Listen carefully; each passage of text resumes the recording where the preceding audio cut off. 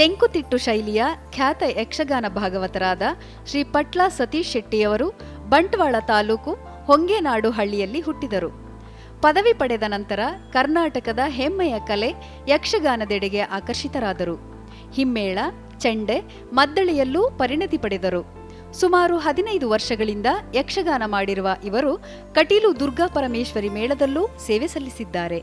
ಪ್ರತಿ ವರ್ಷ 500ಕ್ಕೂ ಹೆಚ್ಚು ಪ್ರದರ್ಶನಗಳನ್ನು ನೀಡಿರುವ ಸತೀಶ್ ರವರು ಅಮೆರಿಕ, ಸಿಂಗಾಪುರ್, ಲಂಡನ್, ದುಬೈ ಹೀಗೆ ವಿದೇಶಗಳಲ್ಲೂ ಕಾರ್ಯಕ್ರಮ ನೀಡುತ್ತಾ ಯಕ್ಷಗಾನದ ಅಂತಾರಾಷ್ಟ್ರೀಯ ಕಲಾವಿದರಾಗಿದ್ದಾರೆ. ಕರ್ನಾಟಕ ಶಾಸ್ತ್ರೀಯ ಸಂಗೀತವನ್ನು ಅಭ್ಯಾಸ ಮಾಡಿರುವ ಇವರು ಕನ್ನಡ ಮತ್ತು ತುಳು ಚಿತ್ರಗಳಲ್ಲಿ ಹಾಡಿದ್ದಾರೆ. ಯಕ್ಷಧ್ರುವ ಪಟ್ಲ ಫೌಂಡೇಶನ್ ಸ್ಥಾಪಿಸಿ ವಿದ್ಯಾರ್ಥಿಗಳಿಗೆ ವಿದ್ಯಾರ್ಥಿ ವೇತನ ನೀಡುತ್ತಿದ್ದಾರೆ. ಜೊತೆಗೆ ಯಕ್ಷಗಾನ ಕಲಾವಿದರ ಅಭಿವೃದ್ಧಿಗೂ ಸಹಾಯ ಮಾಡುತ್ತಿದ್ದಾರೆ. ಅವರ ಅಭಿಮಾನಿಗಳು ದೇಶ ವಿದೇಶಗಳಲ್ಲಿ 32 ಕಡೆ ಪಟ್ಲ ಫೌಂಡೇಶನ್ ಘಟಕಗಳನ್ನು ಸ್ಥಾಪಿಸಿದ್ದಾರೆ. ಇವರಿಗೆ ಗಾನ ಸಾಮ್ರಾಟ, ಯಕ್ಷಧ್ರುವ, ಗಾನ ಮಂದಾರ ಮುಂತಾದ ಬಿರುದುಗಳು, ಕಾಳಿಂಗನಾವುಡ ಪ್ರಶಸ್ತಿ, ಸ್ವಸ್ಥ ಸಿರಿ ಪ್ರಶಸ್ತಿ ಹೀಗೆ 1000ಕ್ಕೂ ಹೆಚ್ಚು ಬಿರುದು ಸನ್ಮಾನಗಳಿಗೆ ಪಟ್ಲರವರು ಭಾಜನರಾಗಿದ್ದಾರೆ. ಅವರ ಕಲಾ ಸೇವೆ ಹೀಗೆ ಮುಂದುವರಿಯುತ್ತಿರಲಿ ಎಂಬ ಶುಭ ಹಾರೈಕೆಯೊಂದಿಗೆ ಶುಭೋದಯ ಕರ್ನಾಟಕ ತಂಡದ ಪರವಾಗಿ ಶ್ರೀ ಪಟ್ಲ ಸತೀಶ್ ಶೆಟ್ಟಿಯವರಿಗೆ ಆತ್ಮೀಯ ಸ್ವಾಗತ.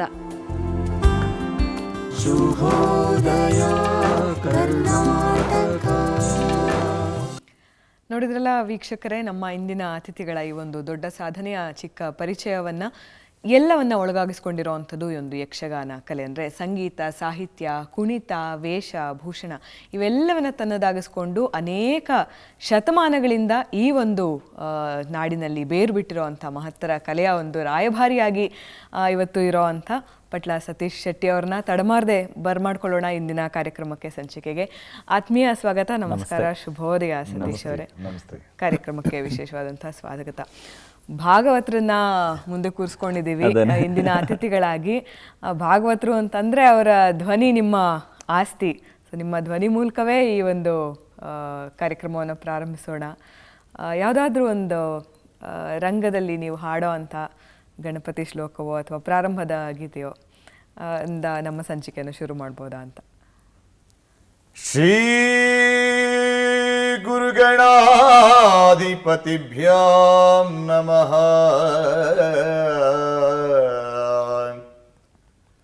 ವಕ್ರತುಂಡ ಮಹಾಕಾಯ ಕೋಟಿ ಸೂರ್ಯ ಸಮಪ್ರಭಾ ನಿರ್ವಿಘ್ನಂ ಕುರು ಮೇ ದೇವ ಸರ್ವಕಾರ್ಯೇಷು ಸರ್ವದಾ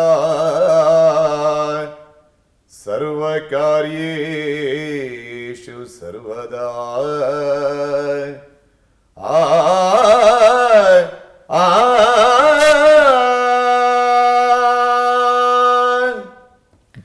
ಏಕಾಏಕಿ ಒಂದು ಚೈತನ್ಯ ಬಂದಂಗಾಗೋಯ್ತು, ರೋಮಾಂಚನಗೊಳ್ಳುತ್ತೆ ಸರ್. ಅದು ಒಂದಂತೂ ನಾನು ಹೇಳಲೇಬೇಕು, ಯಾಕೆಂದರೆ ವೀಕ್ಷಕರಿಗೂ ಗೊತ್ತಾಗಬೇಕು.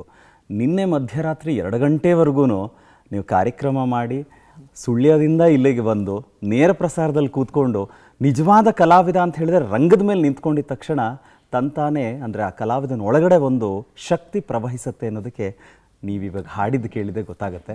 ಬಹುಶಃ ಅದಕ್ಕಿರೋ ಶಕ್ತಿ ಅಂದರೆ ನಿಮ್ಮ ತಾಲೀಮು, ಅಂದರೆ ನಿಮ್ಮ ಆರಂಭದ ದಿನಗಳು, ನಿಮ್ಮ ಇಡೀ ಬದುಕಿನ ಆರಂಭದ ದಿನಗಳು. ಅಂದರೆ ಈ ಕಡೆಗೆ ಮುಖ ಮಾಡಬೇಕು ಅಂದರೆ ಹೇಗಿತ್ತು ವಾತಾವರಣ ಸರ್?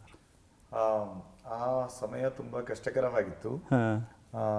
ನಾನು ಹೈಸ್ಕೂಲ್ ಕಾಲೇಜಲ್ಲಿ ಇರುವಾಗಲೇ ಮೊದಲು ನಾನು ಒಂದು ಮಾತನ್ನು ಹೇಳಬೇಕು. ನಮ್ಮದು ಕರುಪಾಡಿ ಗ್ರಾಮ ಅಂತ ಹೇಳಿ, ಆ ಗ್ರಾಮ ಅಂತ ಹೇಳಿದ್ರೆ ಒಂದು ಯಕ್ಷಗಾನದ ಹಿಮ್ಮೇಳದ ತವರೂರು ಅಂತ ಹೇಳಿ ಹೇಳ್ತಾರೆ ಅದನ್ನು. ಯಾಕಂತ ಹೇಳಿದರೆ ಮಾಂಬಾಡಿ, ಪದ್ಯಾಣ, ತೆಂಕಬೈಲು ಹೀಗೆ ಕುರಿಯ ಅಂತ ಹೇಳಿದರೆ ಅದು ಯಕ್ಷಗಾನದ ದೊಡ್ಡ ಒಂದು ಭಾಗವತ ಪರಂಪರೆಯ ಒಂದು ದೊಡ್ಡ ಮನೆಗಳು ಅದೆಲ್ಲ. ಅದರಲ್ಲಿ ಮಾಂಬಾಡಿ ಎಂಬುದು ನನ್ನ ಗುರುಸ್ಥಾನ, ನನ್ನ ಮನೆ ಹತ್ರ ಆಗುತ್ತೆ, ನಮ್ದು ಒಂದೇ ಗ್ರಾಮ. ಹಾಗೆ ಈ ಭಾಗವತಿಕೆ ಎಂಬುದು ನನಗೆ ಆ ಪರಿಸರದ ಪ್ರಭಾವದಿಂದ ಬಂದಿದೆ ಅಂತ ಹೇಳಿದ್ರು ತಪ್ಪಾಗ್ಲಿಕ್ಕಿಲ್ಲ. ನಾನು ಹೈಸ್ಕೂಲ್ ಕಾಲೇಜಿನಾಗ ಹೋಗುವಾಗಲೇ ನನಗೆ ಭಜನೆ, ಸಂಗೀತ ಅಂದರೆ ನನಗೆ ತುಂಬ ಇಷ್ಟ. ಆದರೆ ಕಲಿಯುವಂಥ ವ್ಯವಸ್ಥೆ ಅಲ್ಲಿ ಇರಲಿಲ್ಲ. ಯಕ್ಷಗಾನದ ನನ್ನ ತಂದೆ ಯಕ್ಷಗಾನದ ಮೇಳವನ್ನೆಲ್ಲ ನಡೆಸಿದ್ರು, ಚೆಂಡೆಮದ್ದಳೆಲ್ಲ ಬಾರಿಸ್ತಾ ಇದ್ರು. ಹಾಗೆ ಸ್ವಲ್ಪ ರಕ್ತಗತವಾಗಿ ನನಗೆ ಬಂದಿದೆ ಅಂತ ಹೇಳಿದ್ರು ತಪ್ಪಾಗ್ಲಿಕ್ಕಿಲ್ಲ. ನನ್ನ ಗುರುಗಳು ನನ್ನ ಮನೆಯ ಮುಂದುಗಡೆಯ ದಾರಿಯಲ್ಲಿ ಅವರು ಆಚೆ ಈಚೆ ಹೋಗುವ ಕಾರಣ ನನ್ನನ್ನು ಪದೇ ಪದೇ ಕರೀತಾ ಇದ್ರು, ನಾನು ಕಲಿಸ್ಕೊಡ್ತೇನೆ ಬಾ ನಿನಗೆ ಅಂತ. ತುಂಬಾ ಉತ್ಸಾಹ ಇತ್ತು ಅವರಲ್ಲಿ. ಹಾಗೆ ನಾನು ಹೋಗಿ ಅವರಲ್ಲಿ ಕಲಿತೆ. ಹೀಗೆ ಕಾಲೇಜಲ್ಲಿ ಹೋಗುವಾಗ ನಾನು ಪದ್ಯ ಹೇಳ್ತಾ ಹೇಳ್ತಾ ಈ ರಂಗಕ್ಕೆ ಪಾದಾರ್ಪಣೆ ಆದೆ. ಅಂದ್ರೆ ಕೇಳ್ಮೆ ಬಹಳ ಮುಖ್ಯ ಆಗುತ್ತೆ ಅಂತ. ಅಂದ್ರೆ ಸಹಜವಾಗಿ ಆ ಒಂದು ಪ್ರದೇಶದಲ್ಲಿ ಇರೋ ಜನರಿಗೆ ಯಕ್ಷಗಾನ ಕೇಳೋ ಅಂಥದ್ದು, ಅದು ಅಹೋರಾತ್ರಿ ನಡೆಯುತ್ತೆ ಯಕ್ಷಗಾನ ಪ್ರಸಂಗಗಳೆಲ್ಲ.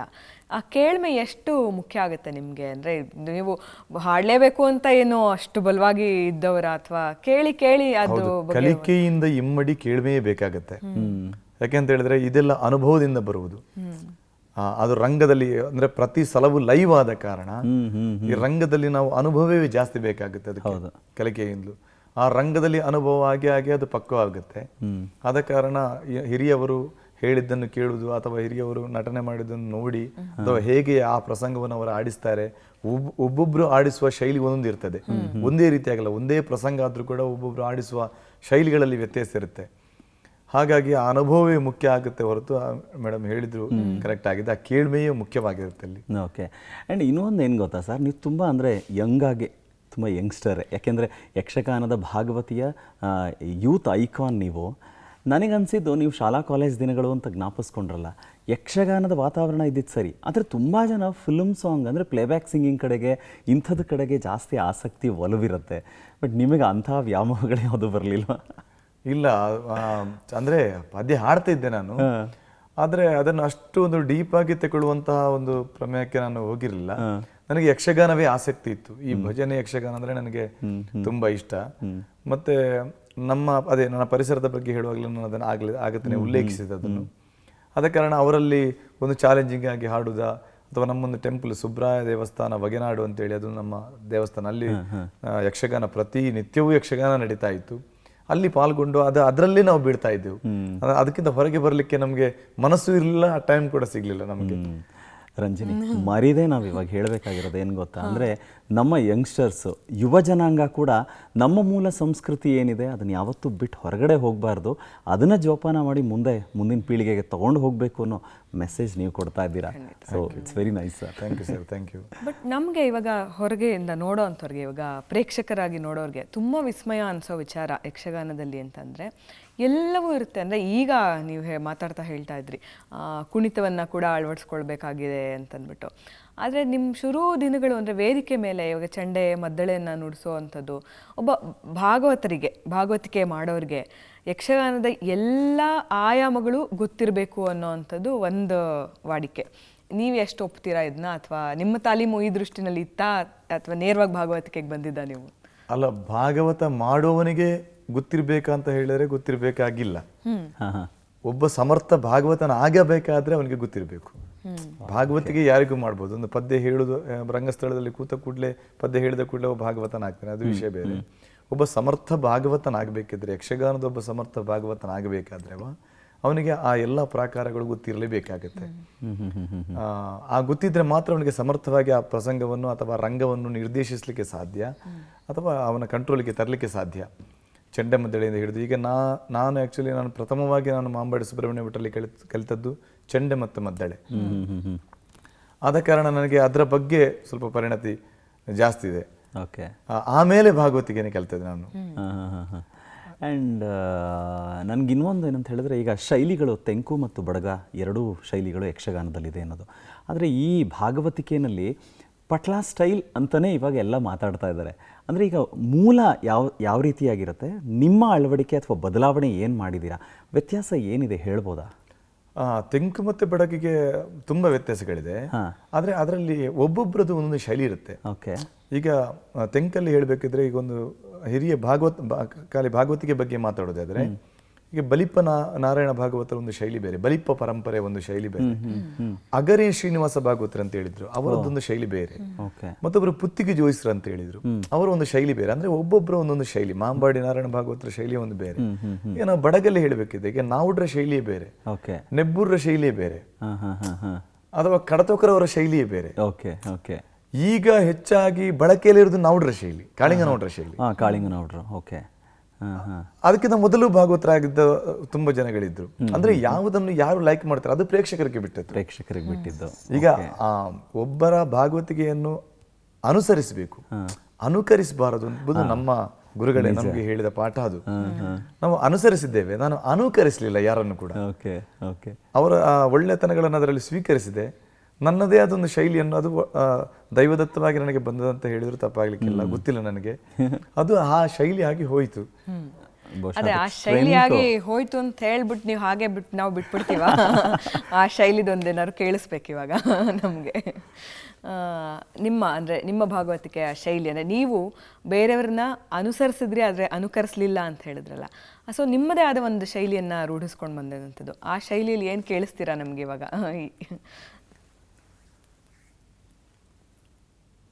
ಕಂದನಾಡಿದ ಮಾತ ಕೇಳುತ್ತ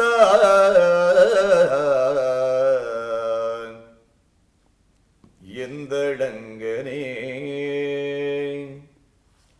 ಸುರಮುನೀಂದ್ರನು ಹಿಂದೆ ಬಂದೆನ್ನೊಡನೆ ಹೇಳಿದ ಮಾತು ದಿಟವಾಯಿತು. ನೊಂದುಕೊಳ್ಳಲೇಕೀಗ ಈತ ಶ್ರೀ ಗೋವಿಂದ ನಡಿದಾವರೆಯ ಸೇವಕ ಎಂದು ಕೊಟ್ಟರೆ ವಿಷವ ಕುಡಿದತಿ ಸುಖದೊಳಿರುತ್ತಿದ್ದ ಪ್ರಹ್ಲಾದ. ಆ ಆ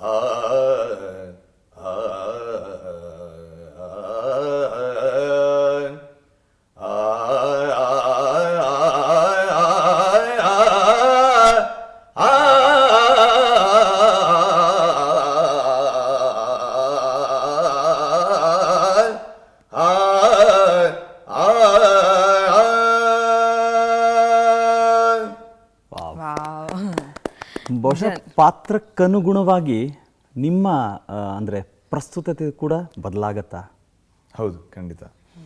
ಧ್ವನಿಯಲ್ಲಿ ಆ ಮಾರ್ಪಾಟು ಹೇಗೆ ಮಾಡ್ಕೊಳ್ತೀರಿ? ಅಂದರೆ ಈಗ ನೀವು ಒಬ್ಬ ಪ್ರಹ್ಲಾದನ ವೇಷಧಾರಿಗೆ ಭಾಗವತಿಕೆ ಹಾಡುವಾಗಲೂ, ಇವಾಗ ಹಿರಣ್ಯಕಶಿಪುಗೂ ನೀವೇ ಹಾಡಬೇಕಾಗತ್ತೆ.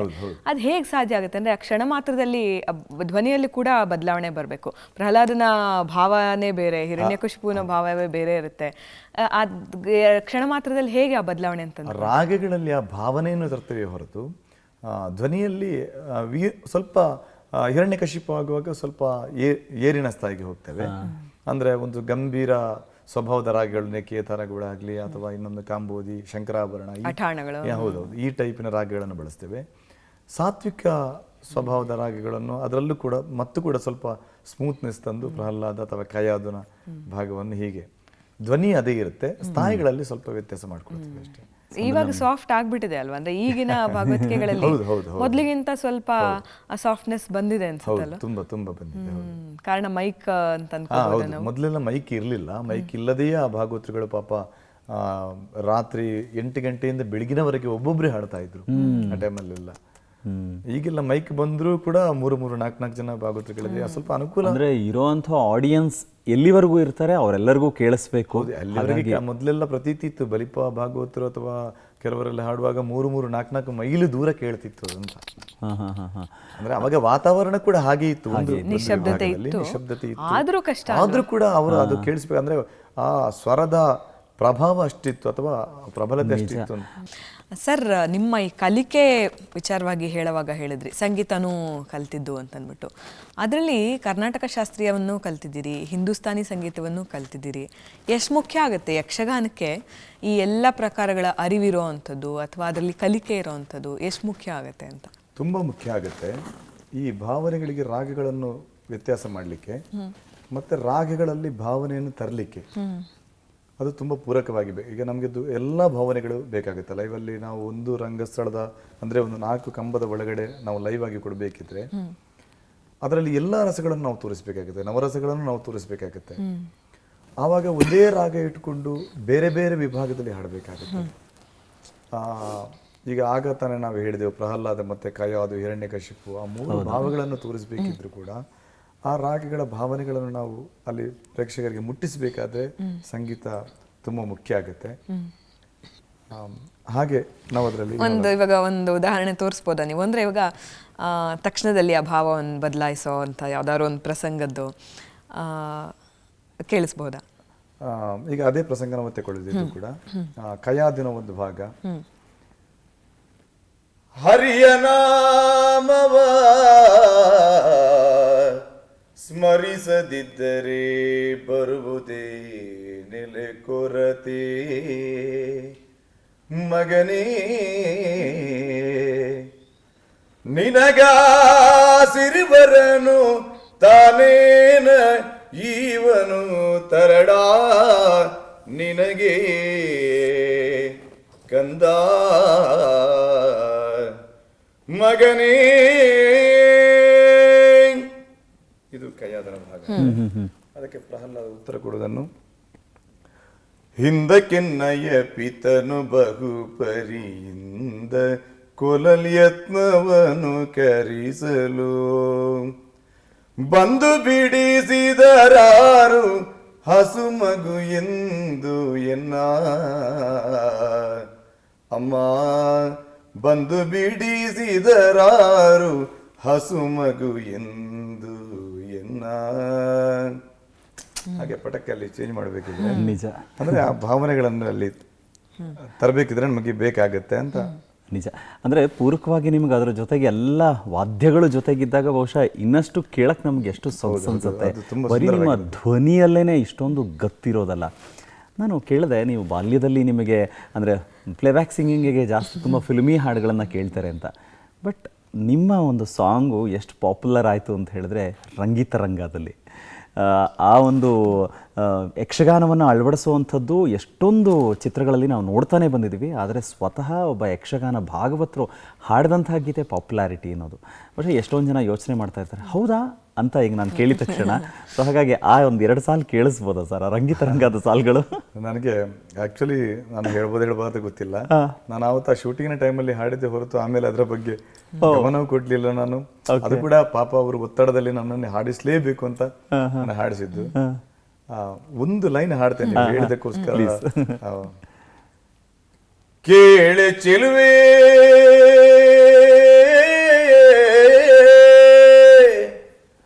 ನಿನ್ನ ಪಾದದಲ್ಲಿ ಧೂಳಾಗಿ ನಾ ನಡೆವಾಗ ಕಚಗುಳಿ ನಾನಿಡುವೆ. ಕೇಳೆ ಚೆಲುವೆ.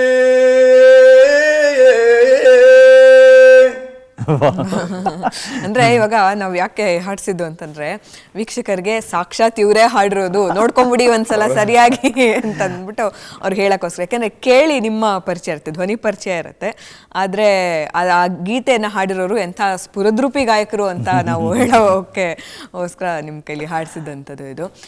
ಅಂದ್ರೆ ಇವಾಗ ಈ ವ್ಯತ್ಯಾಸಗಳು, ಇವಾಗ ನೀವು ಒಂದು ರಂಗದಲ್ಲಿ ಯಕ್ಷಗಾನಕ್ಕೆ ಹಾಡುವಾಗ್ಲೂ ಅಥವಾ ಒಂದು ವಿಶೇಷವಾದ ಪ್ರಸಂಗಕ್ಕೆ, ಇವಾಗ ಒಂದು ಸಿನಿಮಾಗೆ ಹಾಡುವಾಗಲೂ ಅಲ್ಲಿ ಆ ಮನಸ್ಥಿತಿಗಳೇ ಸಂಪೂರ್ಣವಾಗಿ ಬೇರೆ ಇರುತ್ತೆ. ಇಲ್ಲಿ ಮುಂದೆ ಯಾರು ಪ್ರೇಕ್ಷಕರು ಇರೋದಿಲ್ಲ ನಿಮಗೆ. ಯಾಕೆಂದರೆ ಭಾಗವತಿಕೆ ಮಾಡೋರಿಗೆ ಆ ಪ್ರೇಕ್ಷಕರು ಇದ್ರೇ ಧ್ವನಿ ಈಚೆಗೆ ಬರೋದು. ಸುಮ್ಮನೆ ಕೂರಿಸ್ಬಿಟ್ಟು ಹಾಡಿ ಅಂತಂದರೆ ಬಹುಶಃ ಸಾಧ್ಯ ಇಲ್ಲ ಅಂತ ಅನ್ಸುತ್ತೆ. ಆವಾಗ ಹೇಗೆ ಅಂದರೆ ನೀವಾಗಿರೋದಕ್ಕೆ ಸಾಧ್ಯ ಆಗುತ್ತಾ ಅಂತ? ಇಲ್ಲ, ಆಗಲ್ಲ. ನಮ್ದು ವೀಕ್ನೆಸ್ ಅದು. ನಮ್ಗೆ ಎಡಬರದಲ್ಲಿ ಚೆಂಡಮದ್ದಳೆಯವರು ಮತ್ತೆ ಎದುರುಗಡೆ ವೇಷಗಳಿದ್ರೆ ಮಾತ್ರ ನಾವು ಏನಂತ ಸೋರಿಸ್ಲಿಕ್ಕೆ ಸಾಧ್ಯ. ಇಲ್ಲದ್ರೆ ಏನು ಎಷ್ಟು ಒತ್ತಡ ಹಾಕಿದ್ರೆ ನಮ್ಮಿಂದ ಬರಲ್ಲ. ಯಕ್ಷಗಾನದ ಕಲಾವಿದರ ಈಗ ವೇಷದವರಿಗೂ ಹಾಗೆ, ಹಿಂದ್ಗಡೆ ಹಿಮ್ಮೇಳದವರು ಇಲ್ಲದಿದ್ರೆ ಹೌದು ಅವ್ರು ಏನು ಮಾಡಿದ್ರೆ ಅದು ಆಗಲ್ಲ. ಅದು ಅವರಿಗೆ ಪೂರಕವಾದ ಅವರ ಏನು ಅಭಿನಯ ಇದೆ, ಅವರ ಟ್ಯಾಲೆಂಟ್ ಏನಿದೆ ಅದು ಹೊರಗೆ ಬರಲ್ಲ.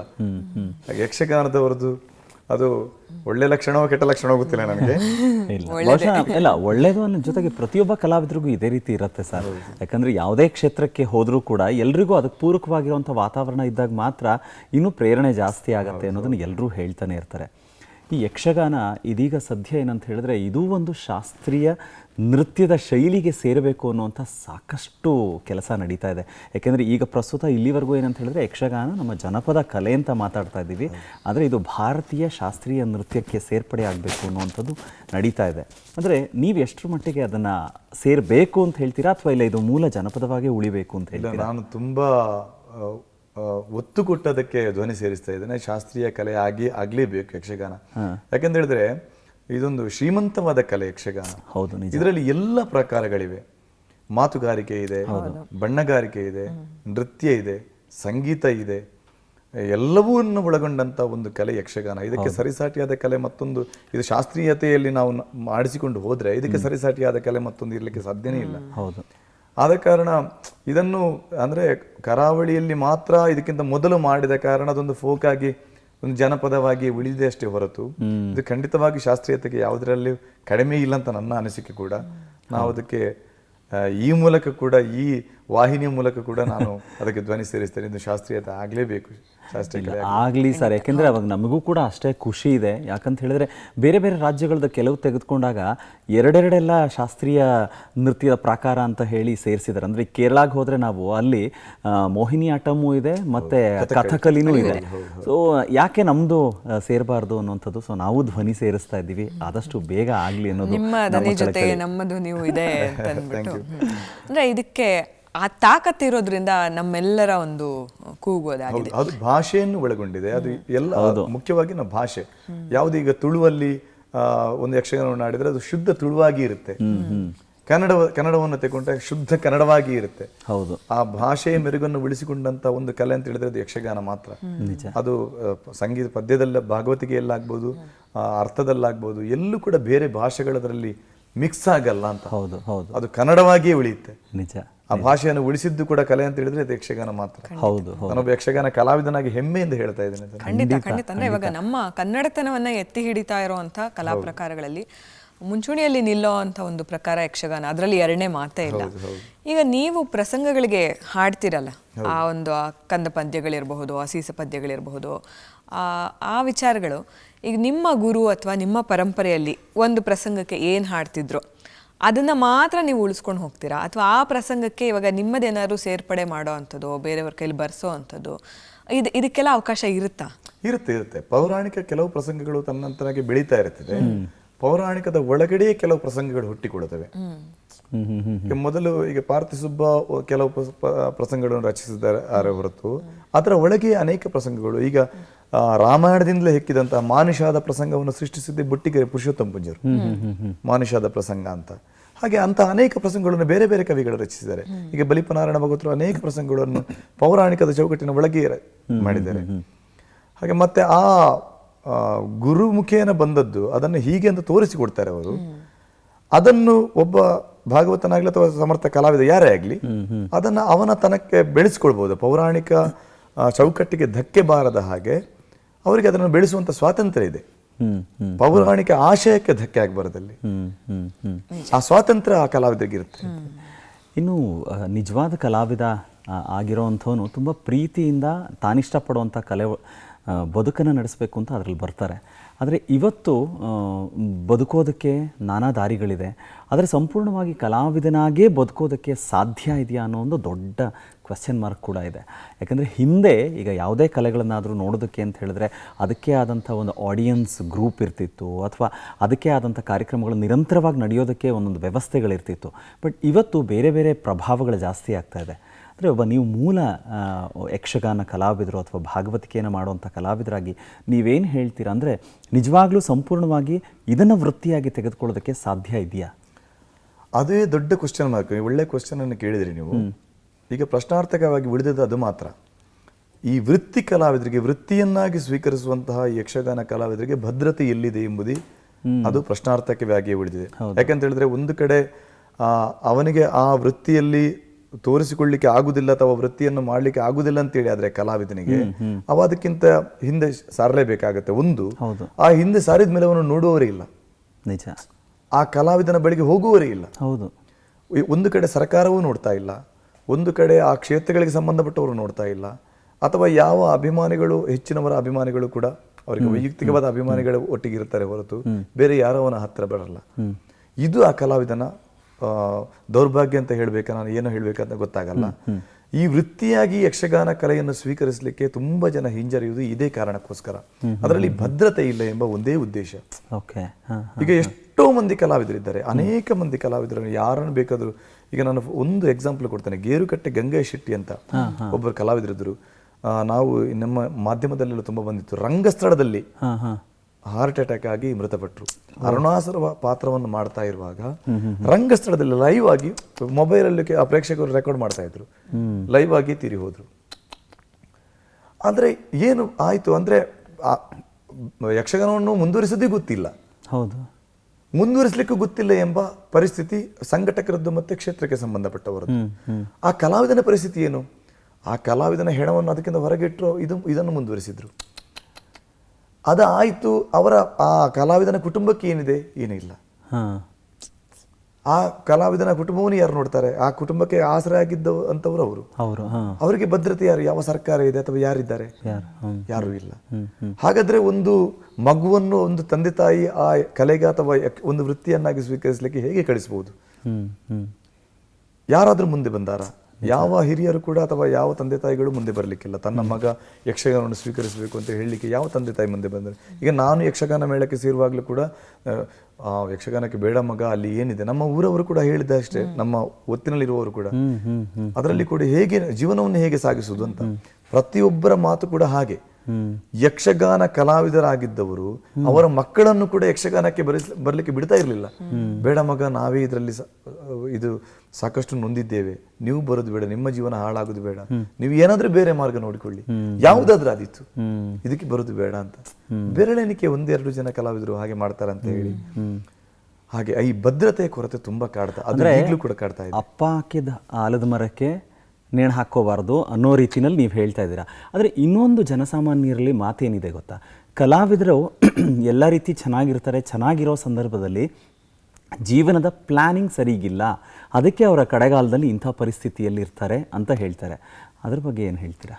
ಇಲ್ಲ, ಜೀವನದ ಪ್ಲಾನಿಂಗ್ ಸರಿ ಇಲ್ಲ ಅಂತ ಹೇಳುದು ಒಂದು ವಿಭಾಗದಲ್ಲಿ ಸತ್ಯ ಅಂತ ಆದ್ರೂ ಕೂಡ ಜೀವನಕ್ಕೆ ಬೇಕಾಗುವಷ್ಟು ಏನಿದೆ ಎಂಬುದು ಮತ್ತೊಂದು ಕ್ವಶನ್. ಅಂದ್ರೆ ನಾನು ಆದಾಯದ ವಿಷಯದಲ್ಲೇ ಹೇಳ್ತಾ ಇದ್ದೀನಿ. ಈಗ ಎಷ್ಟಾದ್ರೂ ತಗೊಳ್ಳಿ, ಒಬ್ಬ ಕಲಾವಿದ ಅಂದ್ರೆ ತಗೊಂಡಿದ್ರಲ್ಲಿ ಒಂದಷ್ಟು ಏನೋ ಸೇವಿಂಗ್ಸ್ ಅಂತ, ಕರೆಕ್ಟ್ ಪ್ಲಾನಿಂಗ್ ಅಂದ್ರೆ ಇವಾಗ ಬಂತ, ಇವತ್ತು ಓಕೆ, ಇವತ್ತಿನ ಜೀವನ ಅಷ್ಟೇ ಅನ್ನೋ ರೀತಿಯಲ್ಲಿ ಇರ್ತಾರೆ.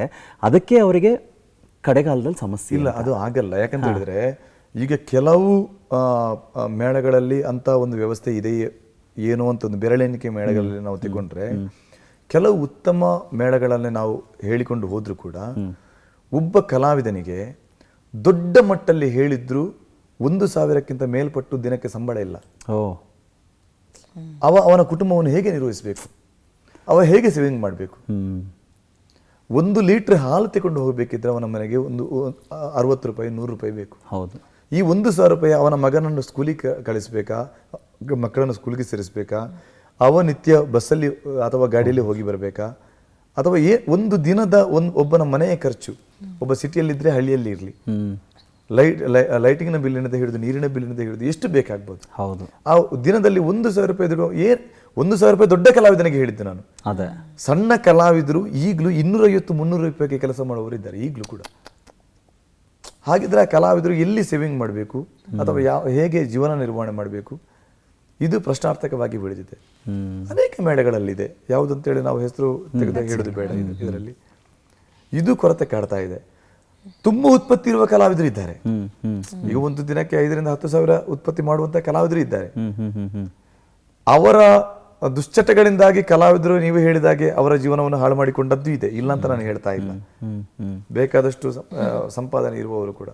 ಅಂದ್ರೆ 75% ಕೂಡ ಈ ಬಡತನದಿಂದಲೇ ಕಲಾವಿದರು ಏನು ಸಾಧ್ಯ ಇಲ್ಲದೆ ತೊಳಲಾಡುವಂಥ ಪರಿಸ್ಥಿತಿಯಲ್ಲಿ ಕಲಾವಿದರಿದ್ದಾರೆ. ಅಂದರೆ ಬಹುಶಃ ಇದು ಈ ಸುದೀರ್ಘವಾಗಿ ನಡೆಯುವಂಥ ಒಂದು ಕಲೆ ಆದ್ದರಿಂದ, ಅಂದರೆ ಇವಾಗ ನೀವೇ ಹೇಳ್ದಂಗೆ ರಾತ್ರಿ ಪೂರ ಯಕ್ಷಗಾನ ಮಾಡಿ ಬೆಳಿಗ್ಗೆ ಏನು ಕೆಲಸ ಮಾಡೋಕ್ಕೆ ಸಾಧ್ಯ ಆಗತ್ತೆ ಅಂತಂದ್ಬಿಟ್ಟು, ಅಂದರೆ ಎಲ್ಲಾದರೂ ಯಾವ ರೀತಿ ಪ್ರಯತ್ನ ನಡೀತಾ ಇದೆ ಈ ನಿಟ್ಟಿನಲ್ಲಿ? ಅಂದರೆ ಇವಾಗ ವೃತ್ತಿಯಾಗಿ ಏನಾದರೂ ಒಂದು ಕೆಲಸವನ್ನು ಇಟ್ಕೊಂಡು ಪ್ರವೃತ್ತಿಯಾಗಿ ಇದನ್ನು ಸಾಕುವಂಥ ಒಂದು ಪ್ರಯತ್ನಗಳು ಏನು ನಡೀತಿವೆ? ಯಾಕೆಂದರೆ ಈಗ ಚಿತ್ರಕಲಾವಿದರು ಯಾರಿಗಾದರೂ ತನ್ನ ಚಿತ್ರಕಲೆಯನ್ನು ಕೂಡ ಪೋಷಿಸ್ಕೊಂಡು ಬೇರೊಂದು ವೃತ್ತಿಯಲ್ಲಿ ಇದ್ದು ಸಮರ್ಥವಾಗಿ ಒಳ್ಳೆ ಕಲಾವಿದರಾಗಿ ಉಳ್ಕೊಳ್ಳೋದಕ್ಕೆ ಸಾಧ್ಯತೆಗಳಿವೆ. ಇವಾಗ ಒಬ್ಬ ಹಿನ್ನೆಲೆ ಗಾಯಕರಿಗೆ ಒಂದು ಬೇರೆ ವೃತ್ತಿ ಇಟ್ಕೊಂಡು ತನ್ನ ಗಾಯನವನ್ನು ಪೋಷಿಸ್ಕೊಳ್ಳೋದಕ್ಕೆ ಸಾಧ್ಯತೆ ಇದೆ.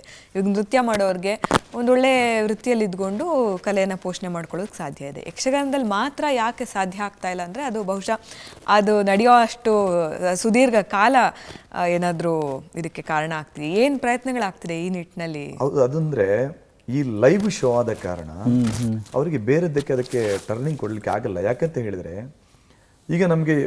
ಈಗ ಇವತ್ತು ಒಂದು ಪ್ರಸಂಗ ಇರ್ತದೆ, ಒಂದು ಪ್ರಸಿದ್ಧ ಈ ಕಟೀಲು ಮೇಳ ಅಂತೇಳಿ ನಾವು ಒಂದು ತಗೊಂಡ್ರೆ ಒಂದು ಪ್ರಸಂಗ ಇವತ್ತು ಇರ್ತದೆ, ನಾಳೆ ಮತ್ತೊಂದು ಪ್ರಸಂಗ ಇರುತ್ತೆ. ಆ ನಾಳೆ ಇವತ್ತಿನ ಪ್ರಸಂಗದಲ್ಲಿ ಒಬ್ಬನಿಗೆ 10 ಗಂಟೆಗೆ ರಾತ್ರಿ 10 ಗಂಟೆಯಿಂದ 2 ಗಂಟೆವರೆಗೆ ವೇಷ ಇದ್ರೆ ನಾಳಿನ ಪ್ರಸಂಗದಲ್ಲಿ ಅವನಿಗೆ ಎಷ್ಟೊತ್ತಿಗೆ ವೇಷ ಬರ್ತದೆ ಅಂತ ಅವನಿಗೆ ಹೇಳಲಿಕ್ಕೆ ಆಗಲ್ಲ. ಬೇರೆ ಪ್ರಸಂಗ ಚೇಂಜ್ ಆಗಿ ಇರುವಾಗ ಅವನ ಟೈಮಿಂಗ್ಸ್ ಅದೇ ಟೈಮಿಂಗ್ಸ್ ಅವನಿಗೆ ವೇಷ ಬರ್ತದೆ ಅಂತ ಹೇಳಲಿಕ್ಕೆ ಆಗಲ್ಲ. ಆವಾಗ ಅವನಿಗೆ ಡ್ಯೂರೇಷನ್ ರಾತ್ರಿ 8 ಗಂಟೆಯಿಂದ ಬೆಳಿಗ್ಗೆ 6 ಗಂಟೆವರೆಗೆ ಅವಲ್ಲಿ ಸ್ಪೇರ್ ಇಡ್ಲೇಬೇಕಾಗಿರ್ತದೆ. ಅವನ ಟೈಮಿಂಗ್ಸ್ ಅನ್ನು ಎಷ್ಟು ಹೊತ್ತಿಗೆ ಅವನಿಗೆ ಯಾವ ವೇಷ ಬರ್ತದೆ ಅಥವಾ ಎಷ್ಟು ಹೊತ್ತಿಗೆ ಅವನಿಗೆ ಅಂತೇಳಿ ನಿಖರವಾಗಿ ಹೇಳಲಿಕ್ಕೆ ಸಾಧ್ಯತೆ ಇರಲ್ಲ.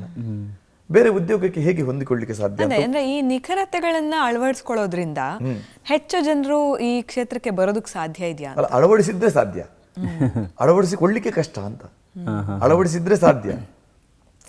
ಈಗ ಒಂದು ವಿಷ್ಣು ದೇವಿ ಈಗ ಒಂದು 180 ಆಟದಲ್ಲಿ 6 ತಿಂಗಳಲ್ಲಿ 100-120 ದೇವಿ ಮಹಾತ್ಮೆ ಪ್ರಸಂಗಗಳಾದ್ರೆ ನಮಗೆ ಒಬ್ಬ ವಿಷ್ಣು ಪಾತ್ರಧಾರಿ ಅಥವಾ ಬ್ರಹ್ಮ ವಿಷ್ಣು ಮಹೇಶ್ವರ ಅಥವಾ ಶ್ರೀದೇವಿ ಯಾವುದೇ ಒಂದು ವಿಷ್ಣು ಪಾತ್ರವನ್ನು ತಗೊಳ್ಳೋಣ ಉದಾಹರಣೆಯಾಗಿ, 8 ಗಂಟೆಗೆ ರಾತ್ರಿ 8 ಗಂಟೆಗೆ ಮೇಕಪ್ಗೆ ಕೂತ್ಕೊಳ್ಬೇಕು.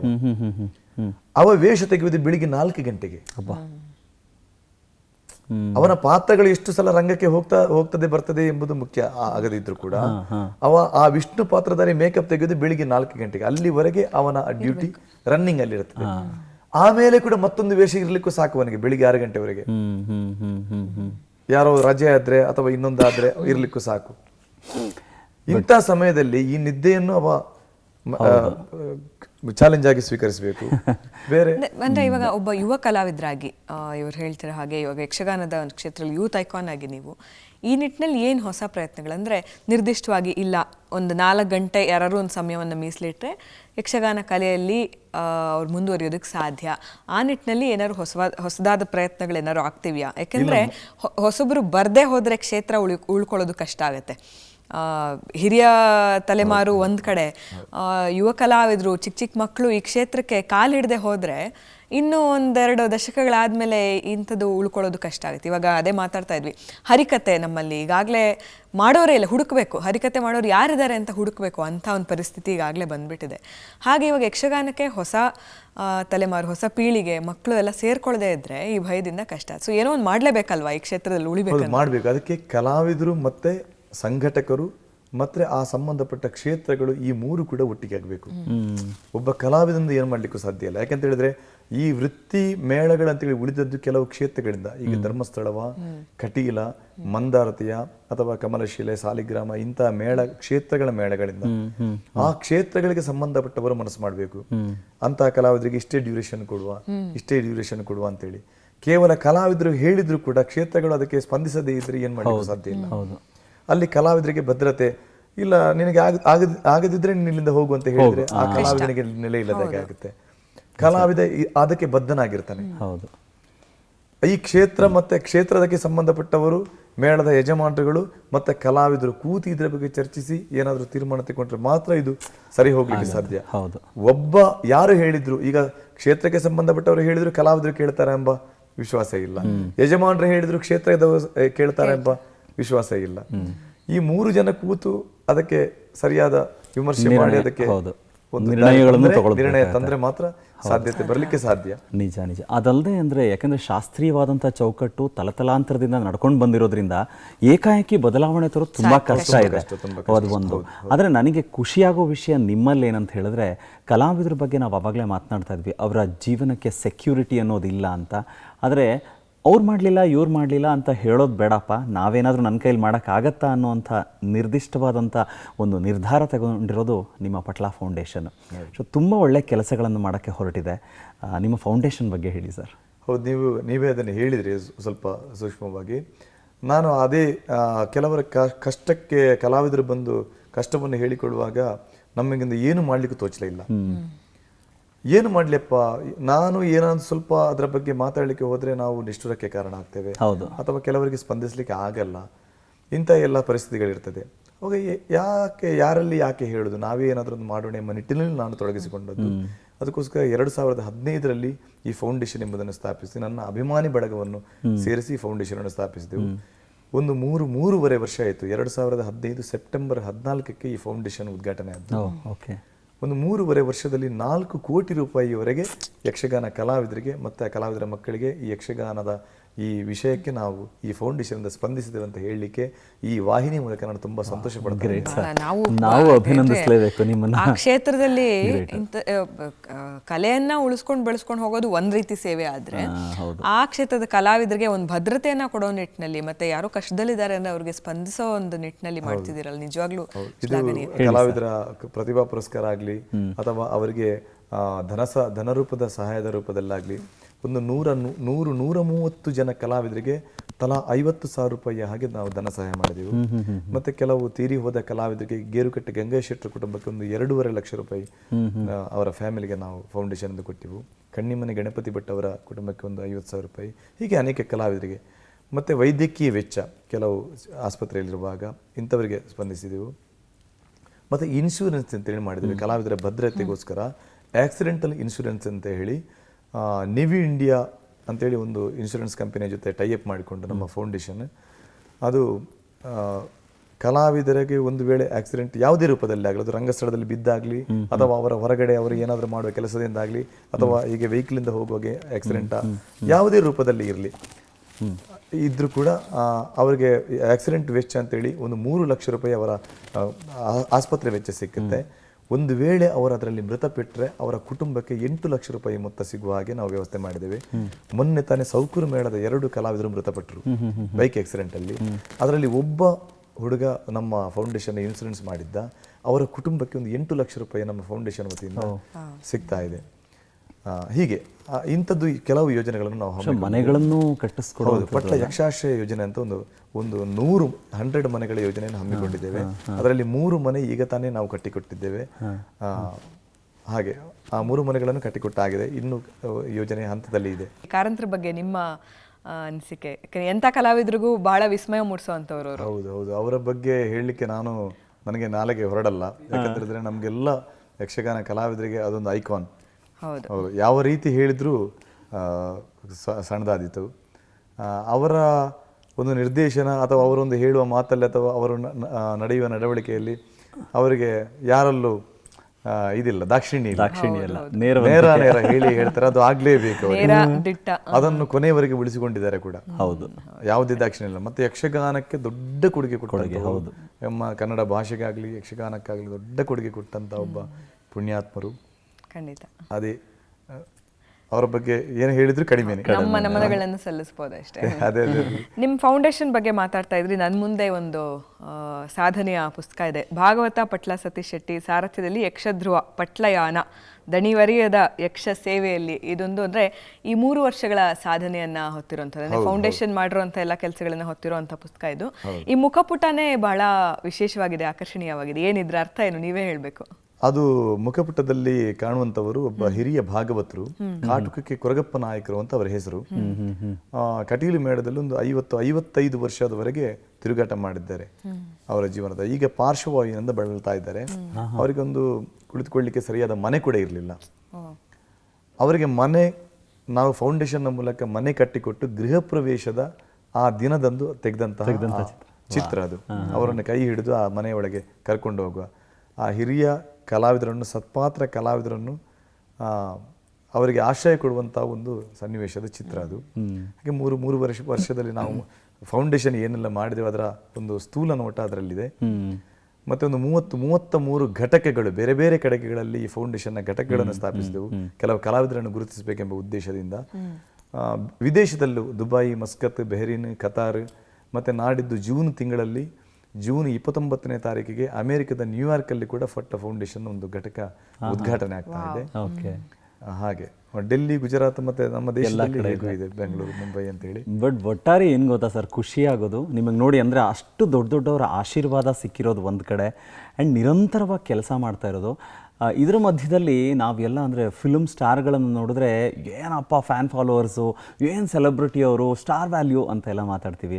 ಆದರೆ ಯಕ್ಷಗಾನ ಕ್ಷೇತ್ರದಲ್ಲಿ ನಿಮಗೆ ಕೂಡ ಅಷ್ಟೇ ಸ್ಟಾರ್ ವ್ಯಾಲ್ಯೂ, ಫ್ಯಾನ್ ಫಾಲೋವರ್ಸ್ ಇದ್ದಾರೆ, ಸಿಕ್ಕಾಪಟ್ಟೆ ದೊಡ್ಡ ಫ್ಯಾನ್ ಫಾಲೋವರ್ಸು. ಸೊ ನೀವು ಆ ಕ್ಷಣಗಳನ್ನೆಲ್ಲ ನೆನಪಿಸ್ಕೊಂಡ್ರೆ ಏನು ಅನ್ಸುತ್ತೆ ಸರ್? ತುಂಬ ಸಂತೋಷ ಆಗುತ್ತೆ. ಯಕ್ಷಗಾನದಲ್ಲಿ ನಾವು ಇಂಥದ್ದೊಂದು ಸೌಭಾಗ್ಯ ನಮಗೆ ಸಿಗ್ತದೆ ಎಂಬುದಾಗಿ ನಾವು ಭಾವಿಸಿರಲಿಲ್ಲ. ನೀವು ಅದನ್ನು ಹೇಳಬೇಕಂತ ಇಂಥ ಒಂದು ವೇದಿಕೆ ನಿಮ್ಮ ಮುಂದೆ ಎಲ್ಲ, ಇಂಥ ಚಂದನ ವಾಹಿನಿಯಲ್ಲಿ ಇಷ್ಟೊಂದು ದೊಡ್ಡ ವೇದಿಕೆ ನಮಗೆ ಸಿಗ್ತದೆ ಎಂಬುದಾಗಿ ಭಾವಿಸಲಿಲ್ಲ. ಇದು ನಾವು ಮಾಡಿದ ಸಾಧನೆಗಿಂತಲೂ ನಮ್ಮ ಪೂರ್ವಜರು ಮಾಡಿದ ಪುಣ್ಯ ಅಂತೇಳಿ ನಾನು ಭಾವಿಸ್ತೇನೆ. ನನ್ನ ಸಾಧನೆ ಇದರಲ್ಲಿ ತುಂಬ ಕಡಿಮೆ ಇರ್ಬೋದು. ಹಿರಿಯವರು ಯಕ್ಷಗಾನದ ಆ ಹಿರಿಯ ತಲೆಮಾರುಗಳು ಮಾಡಿ ಕೊಟ್ಟಂಥ ಸಾಧನೆಯನ್ನು ನಾವು ಸ್ವಲ್ಪ ಮಟ್ಟಿಗೆ ಮುಂದುವರಿಸ್ತಾ ಇದ್ದೇವೆ ಅಷ್ಟೇ. ಅವರು ಮಾಡಿಟ್ಟು ಹೋದದ್ದನ್ನು ನಾವು ಅನುಭವಿಸ್ತಾ ಇದ್ದೇವೆ. ನಿಜ. ಇನ್ನು ನಮ್ಮ ಸಂಸ್ಕೃತಿ ಇವತ್ತು ಮಾರ್ಪಾಡುಗಳಾಗೋಗ್ತಾ ಇದೆ, ಮಾಡಿಫಿಕೇಷನ್ ಆಗ್ತಾ ಇದೆ ಅಂತ ಹೇಳ್ತೀವಿ. ಅಂಥದ್ರಲ್ಲಿ ನೀವು ಹೊರದೇಶದ ವಿದ್ಯಾರ್ಥಿಗಳಿಗೆ ಕೂಡ ಈ ಭಾಗವತಿಕೆ ಇರ್ಬೋದು, ಅಂದರೆ ಯಕ್ಷಗಾನಕ್ಕೆ ಸಂಬಂಧಪಟ್ಟಂಥ ಸಾಕಷ್ಟು ಕಲಿಸೋದನ್ನು ಕೂಡ ಮಾಡ್ತಾ ಇದ್ದೀರಾ. ಅಂದರೆ ಅವಾಗ ನಿಮಗೆ ಏನು ಅನ್ಸುತ್ತೆ, ನಮ್ಮ ಸಂಸ್ಕೃತಿ ಬಗ್ಗೆ ಅವ್ರಿಗಿರುವಂಥ ಗೌರವ, ಅಥವಾ ಅವ್ರು ಹೇಗೆ ಅದನ್ನು ರಿಸೀವ್ ಮಾಡ್ತಾರೆ? ತುಂಬ ಸಂತೋಷದಲ್ಲಿ ರಿಸೀವ್ ಮಾಡ್ತಾರೆ. ಅದು ನಾವು ಮೊದಲೆಲ್ಲ ನಾವು ಕೂಡ ಅಂದ್ಕೊಂಡಿದ್ದೇವೆ ಹಾಗೆ, ಅವರು ಅದನ್ನು ಸ್ವೀಕರಿಸಲ್ಲ, ಏನು ಗೊತ್ತಿಲ್ಲ ಅವರಿಗೆ ಅಂತೇಳಿ.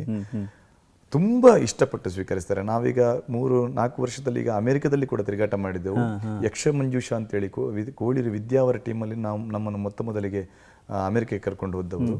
ಅಲ್ಲಿ ಕೂಡ ಅಲ್ಲಿ ಅಮೆರಿಕನ್ಸ್ ಕೂಡ ಆ ಯಕ್ಷಗಾನವನ್ನು ಎಷ್ಟು ಇಷ್ಟಪಡ್ತಾರೆ ಅಂತ ಹೇಳಿದ್ರೆ ನಮಗೆ ಅಷ್ಟು ಆಶ್ಚರ್ಯ ಆಯ್ತು ಅದನ್ನು ನೋಡಿ. ಮತ್ತೊಂದು ಎಕ್ಸಾಂಪಲ್ ಕೊಡಬೇಕಿದ್ರೆ, ನಾನು ನಮ್ಮ ಊರಿನವರೇ ಆದರೂ ಕೂಡ ದುಬೈಯಲ್ಲಿ ಒಂದು ಟೀಮ್ ಇದೆ, ಯಕ್ಷಮಿತ್ರ ಬಳಗ ಅಂತ ಒಂದು ಟೀಮ್ ಇದೆ. ದುಬೈಯಲ್ಲಿ ಹುಟ್ಟಿ ಬೆಳೆದಂಥ ಮಕ್ಕಳು, ಇಂಗ್ಲಿಷ್ ಮೀಡಿಯಂ ಸ್ಕೂಲ್ ಅದು, ಅವರಿಗೆ ಆಕ್ಚುಲಿ ಕನ್ನಡ ಕೂಡ ಮಾತಾಡ್ಲಿಕ್ಕೆ ಕೂಡ ಬರಲ್ಲ, ಓದ್ಲಿಕ್ಕೂ ಬರಲ್ಲ ಮಕ್ಕಳಿಗೆ. ಅವರು ಈ ಕನ್ನಡವನ್ನು ಇಂಗ್ಲಿಷಲ್ಲಿ ಬರೆದು ಕಲಿತು ಅವರು ಅಲ್ಲಿಯೂ ಯಕ್ಷಗಾನ ಮಾಡ್ತಾರೆ, ಊರಲ್ಲಿ ಬಂದು ಯಕ್ಷಗಾನ ಮಾಡ್ತಾರೆ ಆ ಮಕ್ಕಳು ಟೀಮ್. ಅಂದ್ರೆ ಅದನ್ನು ಎಷ್ಟು ಪ್ರೀತಿಸ್ತಾರೆ ಎಂಬುದು ಅದೇ ಸಾಕ್ಷಿ ಅಂತ. ಈಗ ಸಂಗೀತದಲ್ಲೂ ಹಾಗೆ, ಮನೆಯಲ್ಲಿ ಕೂಡ ಸಂಗೀತ, ಭರತನಾಟ್ಯ ಅದೆಲ್ಲ ನಾವು ಬೇರೆ ಬೇರೆ ದೇಶಗಳನ್ನು ನೋಡ್ತಾ ಇರ್ತೇವೆ.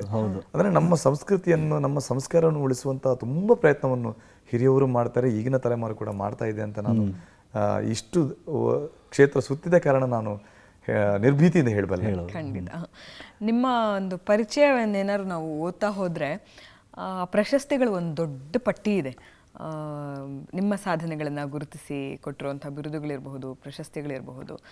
ಯಾವುದೇ ಒಬ್ಬ ಕಲಾವಿದನಿಗೆ ನಾವು ನಿಮ್ಮನ್ನು ಗುರುತಿಸ್ತಾ ಇದ್ದೀವಿ, ನಿಮ್ಮ ಸಾಧನೆಯನ್ನು ನಾವು ಹತ್ತಿರದಿಂದ ನೋಡ್ತಾ ಇದ್ದೀವಿ, ಅದನ್ನು ಗೌರವಿಸ್ತಾ ಇದ್ದೀವಿ ಅಂತ ಹೇಳೋವಂಥದ್ದು ಎಂಥ ಸಾಧಕರಿಗೂ ಎಂಥ ಕಲಾವಿದರಿಗೂ ಎಲ್ಲೋ ಒಂದು ಕ್ಷಣದಲ್ಲಿ ಆ ಪ್ರಶಸ್ತಿಗೋಸ್ಕರ ಕೆಲಸ ಮಾಡದೆ ಹೋದ್ರೂ ಆ ಕ್ಷಣದಲ್ಲಿ ಖಂಡಿತ ಖುಷಿ ಕೊಡೋ ಅಂಥದ್ದು. ಅಂದರೆ ನಮ್ಮನ್ನು ಗುರುತಿಸ್ತಿದ್ದಾರೆ, ಈ ಕಲೆಗೆ ಒಂದು ಗೌರವವನ್ನು ಕೊಡ್ತಿದ್ದಾರೆ ಅನ್ನೋವಂಥದ್ದು.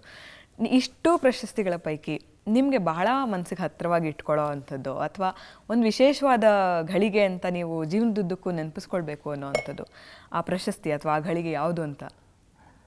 ನಾನು ಹೇಗೆ ಹೇಳಬೇಕು ಗೊತ್ತಾಗಲ್ಲ. ನಾನು ಸಂತೋಷ ಪಡ್ತೇನೆ, ಯಕ್ಷಗಾನ ಕ್ಷೇತ್ರಕ್ಕೆ ಇಷ್ಟೊಂದು ಅಭಿಮಾನಿಗಳು ಬರ್ತಾರೆ, ಇಂಥದ್ದೆಲ್ಲ ಪ್ರಶಸ್ತಿಗಳನ್ನೆಲ್ಲ ಕೊಡ್ತಾ ಇದ್ದಾರೆ ಯಕ್ಷಗಾನ ಕ್ಷೇತ್ರಕ್ಕೆ ಅಂತ ನಾನು ಸಂತೋಷ ಪಡ್ತೇನೆ. ಆದರೆ ನಾನು ಆ ಎಲ್ಲ ಕ್ಷಣಗಳಲ್ಲೂ ನನ್ನ ಹಿರಿಯವರನ್ನು ನೆನಪಿಸ್ತೇನೆ. ನಾನು ಹಿರಿಯ ತಲೆಮಾರುಗಳು ಈ ಯಕ್ಷಗಾನಕ್ಕಾಗಿ ಸವಿಸಿದಂಥ ಅನೇಕ ಬಡ ಕುಟುಂಬಗಳನ್ನು ನಾನು ಜ್ಞಾಪಿಸ್ತೇನೆ. ಯಾಕಂತ ಹೇಳಿದ್ರೆ ಅವರಿಗೆ ಸಲ್ಲಬೇಕಿತ್ತು ಅದು ಅಂತ. ಆ ಟೈಮಲ್ಲಿ ಅವರಿಗೆ ಸಲ್ಲಿಲ್ಲ ಅಂತ ನನಗೆ ನೋವಿದೆ. ನಿಜ. ಈಗ ನಮ್ಮ ರಾಜ್ಯ ಪ್ರಶಸ್ತಿಗಳಾಗಲಿ ಅಥವಾ ನಮ್ಮ ಕೇಂದ್ರ ಸರ್ಕಾರದ ಕೆಲವು ಪ್ರಶಸ್ತಿಗಳಾಗಲಿ, ಈಗ ಕಾಳಿಂಗನೌಡರು ಯಕ್ಷಗಾನದಲ್ಲಿ ಇಡೀ ಒಂದು ಕ್ರಾಂತಿಯನ್ನೇ ಹಬ್ಬಿಸಿ ಹೋದಂತ. ನಿಜ, ಹೌದು. ಕೇಂದ್ರದ ಎಷ್ಟೋ ಪ್ರಶಸ್ತಿಗಳು ಅವರಿಗೆ ಸಿಗಬೇಕಿತ್ತು, ಅಂಥವ್ರಿಗೆ ಸಿಗ್ಲಿಲ್ಲಲ್ಲ, ಇನ್ನಾದ್ರೂ ಕೊಡ್ಬೋದಲ್ಲ ಅಂತ. ಈಗ ನಮ್ಗೆ ಇನ್ನೂ ಅನೇಕ ವರ್ಷಗಳಿದೆ, ನಾವೆಲ್ಲ ಯುವ ಜನರು ನಾವು ಸಂತೋಷ ಪಡ್ತೇವೆ, ಅದು ವಿಷಯ ಬೇರೆ. ಆದ್ರೆ ಆ ಹಿರಿಯ ತಲೆಗಳಿಗೆ ಸಿಗ್ಬೇಕು. ಈ ಬಲಿಪನಾರಾಯಣ ಭಾಗವತರು ಈಗ ರಾಜ್ಯ ಪ್ರಶಸ್ತಿ ಭಾರಿ ಕಷ್ಟದಲ್ಲಿ ರಾಜ್ಯ ಪ್ರಶಸ್ತಿ ಕೊಟ್ಟರು ಅವರಿಗೆ ಸರ್ಕಾರ. ಅವರು ಅಷ್ಟೇ ಒದ್ದಾಡಬೇಕು. ಈಗ ಡಾಕ್ಟರ್ ಶ್ರೀಮಂತರು ನಾರಾಯಣ ಶೆಟ್ಟಿ ಇದ್ದಾರೆ, ಡಾಕ್ಟರ್ ಎಂ ಪ್ರಭಾಕರ್ ಜೋಶಿ ಅವರಿದ್ದಾರೆ, ಅಂತ ಅನೇಕ ಕಲಾವಿದರಿದ್ದಾರೆ. ಅಂಥವರಿಗೆಲ್ಲ ಸರ್ಕಾರಗಳು ಅಂಥವ್ರನ್ನು ಹುಡುಕಿ ಕೊಡಬೇಕು. ನಾನು ಈಗ ಮೇಡಮ್ ಕೇಳಿದ್ದಕ್ಕೆ ಈಗ ಆರ್ಯಭಟ್ಟ ಇಂಟರ್ನ್ಯಾಷನಲ್ ಪ್ರಶಸ್ತಿಗೂ ನಾನು ತುಂಬಾ ಸಂತೋಷ ಪಟ್ಟೆ. ಯಕ್ಷಗಾನಕ್ಕೆ ಒಂದು ಸಿಕ್ಕಿತಲ್ಲ, ಯಕ್ಷಗಾನದ ಕೆಲವರಿಗೆ ಸಿಕ್ಕಿದೆ ಅದು. ಕಾಳಿಂಗನವರ ಪ್ರಶಸ್ತಿಗಳು ನಾನು ಸಂತೋಷ ಪಟ್ಟಿದ್ದೇನೆ, ಇಲ್ಲ ಅಂತ ನಾನು ಹೇಳಲ್ಲ. ಅದು ನನ್ನ ಸ್ವಾರ್ಥವೂ ಇರಬಹುದು, ಆದ್ರೆ ಅದರಲ್ಲಿ ನನ್ನ ಸಾಧನೆಗಳು ಏನು ಅಂತ ಹೇಳಿ ಅದು ನನ್ನ ಸಾಧನೆ ತುಂಬಾ ಕಡಿಮೆ ಆ ಮಟ್ಟಿಗೆ. ಅದು ನೀವು ಹೇಳ್ಕೊಳ್ಳೋದು ನಿಮ್ಮ ದೊಡ್ಡ ಗುಣ. ಆದರೆ ಇನ್ನೊಂದು ಸರ್, ಈಗ ಅಕಾಡೆಮಿ ಅಂತ ಪ್ರತ್ಯೇಕವಾಗಿ ಎಲ್ಲದಕ್ಕೂ ಇದೆ ಇವಾಗ. ಸೊ ಹಾಗಿದ್ದಾಗ ಅಕಾಡೆಮಿಯ ಪಾತ್ರ ಏನಾಗಬೇಕು ಅಂತ ಅನ್ಸುತ್ತೆ ನಿಮಗೆ? ಅಂದರೆ ಅಲ್ಲಿ ಬದಲಾವಣೆ, ಹೀಗೆ ನೀವೇನು ಹೇಳ್ತಾ ಇದ್ದೀರಾ, ರಾಜ್ಯ ಸರ್ಕಾರದಿರ್ಬೋದು, ಕೇಂದ್ರ ಸರ್ಕಾರದ ಪ್ರಶಸ್ತಿಗಳಿಗೆ ಸರಿಯಾದ ರೀತಿಯಲ್ಲಿ ಆಯ್ಕೆ ಮಾಡಿ ಕಳಿಸಿದಾಗ, ಅಂದರೆ ನೀವೇನು ಪೂರ್ವಜರಿಗೆ ಹಿಂದಿನವ್ರಿಗೆಲ್ಲ ಸಿಗಲಿಲ್ಲ ಅಂತಿದ್ದೀರಲ್ಲ, ಅಂದರೆ ಈ ನಿಟ್ಟಿನಲ್ಲಿ ಅಕಾಡೆಮಿಗಳು ಯಾವ ರೀತಿಯಾಗಿ ಕೆಲಸ ಮಾಡಬೇಕಾಗತ್ತೆ ಅವಾಗ? ನಿಜವಾದ ವಿದ್ವಾಂಸರನ್ನು ಹುಡುಕಿ ಕೊಡಬೇಕು ಅಂತ ನಾನು ಹೇಳ್ತಿರೋದು ಅದನ್ನು. ಈಗ ಎಲ್ಲ ಪ್ರಶಸ್ತಿಗಳಾಗಲಿ ಆಯ್ಕೆಯ ಮಾನದಂಡಗಳಾಗಿ ಇನ್ಫ್ಲುಯೆನ್ಸ್ ಅಲ್ಲೇ ಹೋಗುತ್ತೆ. ಇನ್ಫ್ಲುಯೆನ್ಸ್ ಅಲ್ಲಿ ನಮ್ಗೆ ಎಷ್ಟು ಜನಗಳ ಪರಿಚಯ ಇರುತ್ತೆ ಅದರ ಮೇಲೆ ಹೋಗುತ್ತೆ. ಕೆಲವು ನಿಜವಾಗಿ ವಿದ್ಯಾವಂತರು ಮೂಲೆ ಗುಂಪಾಗಿರ್ತಾರೆ. ಎಲ್ಲ ಕಲೆಗಳಲ್ಲಿ, ಹೆಚ್ಚಿನ ಕಲೆಗಳಲ್ಲಿ ಆಗಿದೆ. ಅವರನ್ನು ಹುಡುಕಿ ಕೊಡಬೇಕು ಅಂತ. ಅವರು ಅರ್ಜಿ ಹಾಕಿ ಅವರು ಅದರಿಂದ ಹಿಂದೆ ಸುತ್ತಿ ರಾಜಕೀಯ ವ್ಯಕ್ತಿಗಳ ಹಿಂದೆ ಹೋಗಿ ನನಗೆ ಪ್ರಶಸ್ತಿ ಕೊಡಿ ಅಂತ ಹುಡುಕೋದಕ್ಕಿಂತ ಅದಕ್ಕೆ ಒಂದು ಕಮಿಟಿ ಅಂತೇಳಿ ಮಾಡಿ ಈ ಅಕಾಡೆಮಿಯನ್ನು ಮಾಡಿದ್ದಾರೆ. ಅವರಿಗೆ ಕೂಡ ಇನ್ಫ್ಲುಯೆನ್ಸ್ ಮಾಡಬೇಕಾಗತ್ತೆ. ಈ ಕಲಾವಿದರು ಆದ್ರೆ ಹಿಂದೆ ಹೋಗ್ಬೇಕಾಗತ್ತೆ. ನಾನು ಅದನ್ನು ವಿರೋಧಿಸುವವ. ನಿಜ ವಿದ್ಯಾವಂತರನ್ನು ಹುಡುಕಿ ಕೊಡಬೇಕು, ವಿದ್ವಾಂಸಗಳನ್ನು ಹುಡುಕಿ ಕೊಡಬೇಕು. ಈಗ ನಾನು ಯಾಕೆ ಆ ನೋವಿನಂತ ಹೇಳ್ತೇನೆ ಅಂತ ಹೇಳಿದ್ರೆ, ಡಾಕ್ಟರ್ ನಾರಾಯಣ್ ಶೆಟ್ಟಿ ಅಂತ ಹೇಳಿದ್ದಾರೆ. ಚಂದೋ ಬ್ರಹ್ಮ ಅಂತ ಅವರಿಗೆ ಹೆಸರು. ಚಂದೋ ಬ್ರಹ್ಮ ಎಷ್ಟೋ ಪ್ರಸಂಗಗಳನ್ನು ಬರೆದರೆ. ಛಂದಸ್ಸಿನ ಡಾಕ್ಟರ್ ಆರ್ ಗಣೇಶ್ ಕೂಡ, ಶತಾವಧಾನಿ ಆರ್ ಗಣೇಶ್ ಕೂಡ ಅವರನ್ನು ಅಷ್ಟು ಪ್ರೀತಿಸ್ತಾರೆ. ಅಷ್ಟು ದೊಡ್ಡ ವಿದ್ವಾಂಸ ಅವರು. ಅಂಥವ್ರಿಗೆ ಇಷ್ಟು ಸಮಯ ರಾಜ್ಯ ಪ್ರಶಸ್ತಿ ಬರಲಿಲ್ಲ. ಅವರು ಕಡೆಯ ಸಲ ನಾನು ನನ್ನ ಕಣ್ಣಾರೆ ನೋಡಿದ್ದೇನೆ. ಕೆಲವು ರಾಜಕೀಯ ವ್ಯಕ್ತಿಗಳ ಹಿಂದೆ ಹೋಗಿ ಆ ಅಪ್ಲಿಕೇಶನ್ಗಳನ್ನೆಲ್ಲ ಕೊಡುವಾಗ ನಮ್ಗೆ ನೋವಾಗುತ್ತೆ. ನಿಜ, ಹೌದು. ಅವರೆಲ್ಲ ಹಾಗೆ ಹೋಗಿ ಕೊಡುವಂತ ವಿಷಯಗಳಲ್ಲ, ಅವರನ್ನು ಹುಡುಕಿ ಆ ಸರ್ಕಾರಗಳು ಕೊಡಬೇಕಿತ್ತು ಅಂತ. 85 ವರ್ಷ ಪ್ರಾಯ ಆಯ್ತು ಅವರಿಗೆ, ನಡಲಿಕ್ಕೆ ಕೂಡಲ್ಲ. ಹೌದು ಹೌದು ಹೌದು. ಅಂಥವರಿಗೆ ಸಲ್ಲಬೇಕಾದಂತಹ ವಿಚಾರ. ಈ ವಿಷಯಗಳು ಎಲ್ಲಿ ಮುಟ್ಟಬೇಕೋ ಅಲ್ಲಿ ಸರಿಯಾಗಿ ತಲುಪಿದ್ರೆ ಬಹುಶಃ ಬದಲಾವಣೆಗಳು ಸಾಧ್ಯ ಅಂತ ಹೇಳ್ತೀನಿ. ನೀವು ಕಲಾವಿದರ ಬದುಕಿಗೆ ಒಂದು ಆಸರೆಯಾಗುವ ನಿಟ್ಟಿನಲ್ಲಿ ಪಟ್ಲ ಫೌಂಡೇಶನ್ ಮುಖಾಂತರ ಕೆಲಸ ಮಾಡ್ತಾ ಇದ್ದೀರಾ. ಆದರೆ ನಿಜವಾಗ್ಲೂ ನಾನು ಕಲಿಬೇಕು, ನನಗೆ ಆಸಕ್ತಿ ಇದೆ ಅನ್ನೋವಂಥವ್ರಿಗೆ ಕಲಿಸುವಂಥದ್ದನ್ನು ತರಬೇತಿಯ ಕೇಂದ್ರಗಳನ್ನೇನಾದರೂ ಸ್ಥಾಪನೆ ಮಾಡಿದ್ದೀರಾ? ಹೌದು, ನಮ್ಮ ಕೇಂದ್ರ ಅಂತೇಳಿ ನಾವು ಸ್ಥಾಪನೆ ಮಾಡಲಿಕ್ಕೆ ಹೋಗಲಿಲ್ಲ. ನಮ್ಮ ಫೌಂಡೇಶನ್ ನೇತೃತ್ವದಲ್ಲಿ ಒಂದು 600 ವಿದ್ಯಾರ್ಥಿಗಳು ಕಲಿತಾ ಇದ್ದಾರೆ. ಅದು ಬೇರೆ ಬೇರೆ ಒಂದು ಕಡೆಗಳಲ್ಲಿ ಈ ಘಟಕಗಳಂತ ಹೇಳಿದೆ ನಾನು. ಆ ಘಟಕಗಳ ಮುಖೇನ ಒಬ್ಬೊಬ್ಬ ಗುರುಗಳನ್ನು ನೇಮಿಸಿ ಸರ್ಕಾರಿ ಶಾಲೆಗಳ ಮಕ್ಕಳನ್ನು ಸ್ವಲ್ಪ ಈ ಯಕ್ಷಗಾನಕ್ಕೋಸ್ಕರ ಒಂದೊಂದು ಪೀರಿಯಡ್ಗಳನ್ನು ಈ ಸರ್ಕಾರಿ ಶಾಲೆಗಳಲ್ಲಿ ಕೇಳಿ ಅಲ್ಲಿ 1 ಗಂಟೆ ಟೈಮ್ ಅನ್ನು ತಗೊಂಡು ಅಲ್ಲಿಯ ಮಕ್ಕಳಿಗೆ ನಾವು ಕಲಿಸ್ತಾ ಇದ್ದೇವೆ. ಒಂದು 600 ವಿದ್ಯಾರ್ಥಿಗಳು ಅದರಿಂದ ಯಕ್ಷಗಾನದ ನಾಟ್ಯಾಭ್ಯಾಸ ಮತ್ತು ಹಿಮ್ಮೇಳದ ತರಬೇತಿಗಳನ್ನು ಕಲಿತಾ ಇದ್ದಾರೆ. ಇನ್ನು ನಾವು ಮುಂದುವರೆದು ಮಂಗಳೂರಲ್ಲಿ ಒಂದು ಕೇಂದ್ರದ ಹಾಗೆ ಸ್ಥಾಪಿಸಿ ಏನಾದರೂ ಮಾಡಬೇಕೆಂಬ ಉದ್ದೇಶ ಇದೆ ನಮ್ಮದು. Very nice. ಇಷ್ಟು ಒಂದು ಚಿಕ್ಕ ವಯಸ್ಸಿನಲ್ಲಿ ದೊಡ್ಡ ಅನುಭವವನ್ನು ಕಟ್ಕೊಂಡಿರೋವಂಥವ್ರು ನೀವು. ಎಷ್ಟು ಯಕ್ಷಗಾನ ಪ್ರಸಂಗಗಳಲ್ಲಿ ಭಾಗವತಿಕೆಯನ್ನು ಮಾಡಿದ್ದೀರಿ? ಅಂದರೆ ಸಂಖ್ಯೆ ಅಂತ ಹೇಳೋದಕ್ಕೆ ಸಾಧ್ಯ ಆಗುತ್ತಾ ಅಂತ? ಇಲ್ಲ, ಸಂಖ್ಯೆ ಅಂತ ಹೇಳಲಿಕ್ಕೆ ಕಲಾವಿದ್ರು ಕಷ್ಟ ಆಗುತ್ತೆ ಇದು. ಹೌದು, ಅಂದರೆ ಅನೇಕ ಪೌರಾಣಿಕ ಯಾವ ಪ್ರಸಂಗಗಳು ಬಂದರೂ ಕೂಡ ನಾವು ಅದೇ ಅಂದರೆ ನಾನು ಬಲಿಪ ನಾರಾಯಣ ಭಾಗವತರ ನಾನು ನೆನಪಿಸಲೇಬೇಕು. ನಾನು ಕಟೀಲು ಮೇಳಕ್ಕೆ ಬರುವಾಗ ನನಗೆ ಬಲಿಪ ನಾರಾಯಣ ಭಾಗವತರ ನನಗೆ ಸಿಕ್ಕಿದ್ದು. ಅವರ ಗರಡಿಲಿ ನನ್ನ ಪಳಗಿದವ. ಅದ್ರ ಜೊತೆಗೆ ಪೆರುವಾಯಿ ನಾರಾಯಣ ಭಟ್ ಅಂತೇಳಿ ಮತ್ತೊಬ್ಬರು ಬೊಟ್ಟಿಗೆರೆ ಪುರುಷೋತ್ತಮ ಪುಂಜರ ಅವರ ನೆನಪಿಸಿಕೊಳ್ಳಬೇಕು. ಅವರ ಮಾರ್ಗದರ್ಶನದಲ್ಲಿ ಪೌರಾಣಿಕದ ಹೆಚ್ಚಿನ ಪ್ರಸಂಗಗಳ ನನಗೆ ಅನುಭವ ಕೊಟ್ಟಿದ್ದಾರೆ ಇವರು. ಹಾಗಾಗಿ ನನಗೆ ಯಾವ ಪ್ರಸಂಗ ಬಂದರೂ ಪೌರಾಣಿಕದ್ದು ಅವರ ಮಾರ್ಗದರ್ಶನದಲ್ಲಿ ನಾನು ಆಡಿಸ್ಲಿಕ್ಕೆ ನನಗೆ ತುಂಬಾ ಸಲೀಸಾಗಿ ಆಗ್ತಾ ಇದೆ ಅಂತ ನಾನು ಹೇಳಲಿಕ್ಕೆ ಸಂತೋಷ ಪಡ್ತೇನೆ.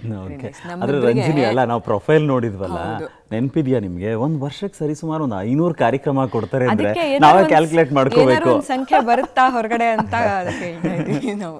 ಈಗ ನಮ್ಗೆ ಸ್ವಲ್ಪ ಆಸೆ ಜಾಸ್ತಿ, ದುರಾಸೆ ಅಂತಾನೆ ಅನ್ಕೊಳ್ಳಿ. ನಿಮ್ಮನ್ನ ಮುಂದೆ ಕೂರಿಸ್ಕೊಂಡು ಮತ್ತೆ ಕೇಳಬೇಕು ಅಂತ ನಮ್ಗನ್ಸುತ್ತೆ. ಅದು ನೀವು ಪ್ರಸಂಗ ಅಂತ ಹೇಳ್ಬಿಟ್ರೆ, ಪೌರಾಣಿಕ ಪ್ರಸಂಗ ಅಂತ ಹೇಳ್ಬಿಟ್ರೆ ಏನಾದ್ರು ಒಂದು ಕೇಳಲೇಬೇಕು. ನೀವು ಪ್ರಸಂಗ ಅಂತ ಹೇಳ್ಬಿಟ್ಟು ಹಾಗೆ ಬಿಟ್ಬಿಟ್ಟು ನಾವು ಸುಮ್ಮನೆ ಬಿಟ್ಬಿಡಕ್ಕಾಗೋದಿಲ್ಲ. ಇನ್ನೊಂದೇನಾದ್ರು ದಯವಿಟ್ಟು ಕೇಳಿಸೋದಕ್ಕೆ ಸಾಧ್ಯನಾ? ಯಾವ್ದಾದ್ರು ಪ್ರಸಂಗದ ನಿಮ್ಮ ನೆಚ್ಚಿನ ಇಷ್ಟು ಪ್ರಸಂಗಗಳಲ್ಲಿ ನೀವು ಭಾಗವತಿಕೆ ನೀಡಿರೋ ಅಂಥದ್ರಲ್ಲಿ ನಿಮಗೆ ತುಂಬಾ ಇಷ್ಟವಾಗಿರೋ ಅಂಥದ್ದು? ಇದು ಪ್ರಶ್ನೆಯೇ ಸರಿಯಲ್ಲ ಗೊತ್ತು, ಆದ್ರೂ ಕೆಲವು ಸಲ ಒಂದೇನೋ ಬಹಳ ಮನಸ್ಸಿಗೆ ಹತ್ತಿರವಾಗುವಂಥದ್ದು ಅನ್ನೋದು ಇರುತ್ತೆ ಎಂಥ ಕಲಾವಿದ್ರಿಗೂ. ಯಾವುದೋ ಒಂದು ವಿಶೇಷವಾದ ಪ್ರಸಂಗ ಇರಬಹುದು. ಕಾರಣ ಇಂಥದ್ದೇ ಅಂತ ನಿರ್ದಿಷ್ಟವಾಗಿರ್ಬೇಕಿಲ್ಲ, ಏನೋ ಕಾರಣ ಇಲ್ಲದೆ ನನಗಿದ್ದು ಯಾಕೋ ತುಂಬ ಇಷ್ಟ ಈ ಪ್ರಸಂಗದ ಭಾಗವತಿಕೆ ಅಂತ ಅನ್ನಿಸ್ಬೋದು.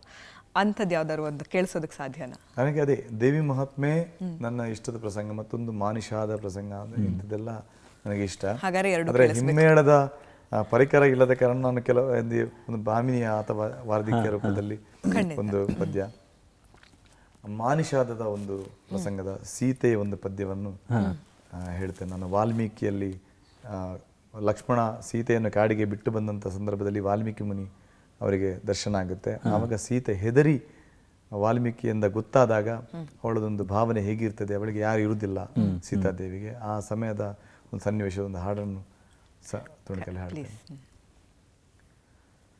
ಮುನಿಯ ಮಾತನ್ನು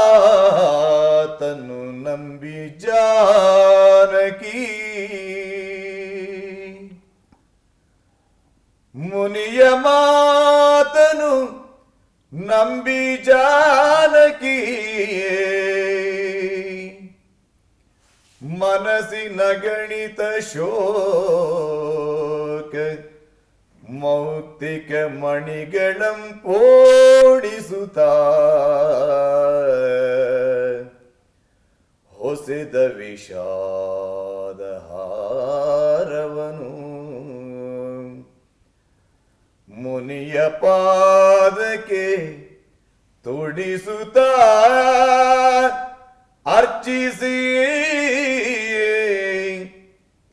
ಮನಸ್ಸಿನ ಗಣಿತ ಶೋಕ ಮೌಕ್ತಿಕ ಮಣಿಗಳಂ ಪೋಣಿಸುತ್ತ, ಹೊಸೆದ ವಿಷಾದ ಹಾರವನು ಮುನಿಯ ಪಾದಕ್ಕೆ ತೊಡಿಸುತ್ತ ಅರ್ಚಿಸಿ, ಜನಪನಪವಾದ ಕಳುಕಿ ತನ್ನನು ವನದೊಳಗೆ ತೊರೆದಾರ್ಥ ಸ್ಥಿತಿಯನು ಬಣ್ಣಿಸಿದಳಳುತ್ತ, ವನದೊಳಗೆ ತೊರೆದಾರ್ಥ ಸ್ಥಿತಿಯನು ಬಣ್ಣಿಸಿದಳ್ ಅಳುತ್ತ, ರಾಮ ರಾಮ ರಾಮ ರಾಮ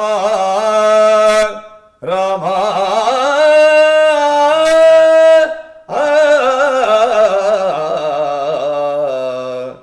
ಶ್ರೀರಾಮ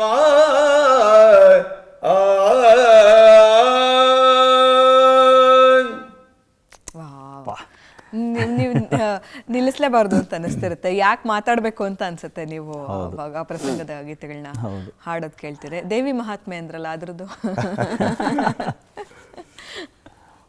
ದೇವಿ ಪ್ರತ್ಯಕ್ಷದ ಒಂದು ಭಾಗ, ಆಯುಧವನ್ನು ತ್ರಿಮೂರ್ತಿಗಳು ದೇವಿಗೆ ಅರ್ಪಿಸುವಂತ ಒಂದು ಹಾಡನ್ನು ತಗೊಳ್ತೇನೆ.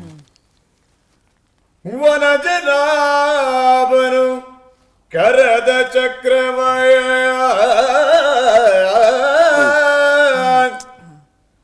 ತ್ರಿನಯನಾಗ ತ್ರಿಶೂಲವನು ಸಹ ಕನಕ ಗರ್ಭನು ಬ್ರಹ್ಮದಂಡವನಿತ್ತು ಪದಕೆರೆಗೆ, ವನಜನಾಭನು ಕರದ ಚಕ್ರವ ತ್ರಿನಯನಾಗ ತ್ರಿಶೂಲವನು ಸಗ, ಕನಕ ಗರ್ಭನು ಬ್ರಹ್ಮದಂಡವನಿತ್ತು ಪದಕೆರೆಗೆ, ಜಯ ಜಯ ಜಯ ಜಯ ಜಗದಂಬ ಭ್ರಮರಾಂಬ, ಜಗದಂಬ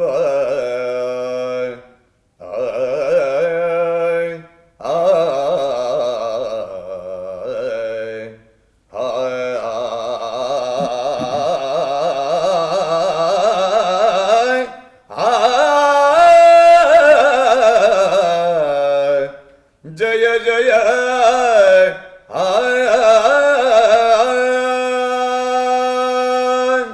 ವಾವ್. ನಿಮ್ಮ ವಾಯ್ಸ್ ಬಾಕ್ಸ್ ನಮ್ಮ ವಾಯ್ಸ್ ಬಾಕ್ಸ್ ಅಷ್ಟು ಸೈಜೇ ಇರೋದಾ ಅಂತ ಇವಾಗ ಡೌಟ್ ಬರ್ತದೆ. ಇವಾಗ ಅನಾಟಮಿ ಬಗ್ಗೆ ಒಂದು ವಿಶೇಷವಾದ ಸಂಚಿಕೆ ಮಾಡಬೇಕು ನಾವು. ಅಲ್ಲ, ಆಕ್ಚುಲಿ ಇವಾಗ ಏನಂದ್ರೆ ಒಂದು ಆಡಿಷನ್ ತರ ಇನ್ನೊಂದು ಕೇಳ್ತೀವಿ ಸರ್, ದಯವಿಟ್ಟು ಅದು ಹಾಡ್ಬಿಡಿ. ಅಂದ್ರೆ ಈಗ ಯಾವುದೋ ರಾಕ್ಷಸಿ ಸ್ವರೂಪವಾದಂಥ ಪಾತ್ರ ಬಂತು ಅಂದ್ರೆ ಉಗ್ರವಾಗಿರೋವಂಥದ್ದು, ಅದಕ್ಕೆ ಸೂಕ್ತವಾದಂಥ ಯಾವುದಾದ್ರೂ ಗೀತೆ ಹಾಡ್ಬೋದಾ? ಒಂದು ಭಾಮಿನಿ ಟೈಪಲ್ಲಿ ತಗೊಂಡು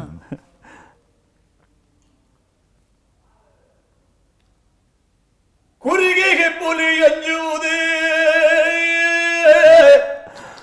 ಹಡನರರು ವಾನರರ ಆರ್ಭಟಿಗೆ ತಾನರೇ ಹಿಮ್ಮೆಟ್ಟುವೆನೆ ಸಾಹಸದಿರವನೀಗ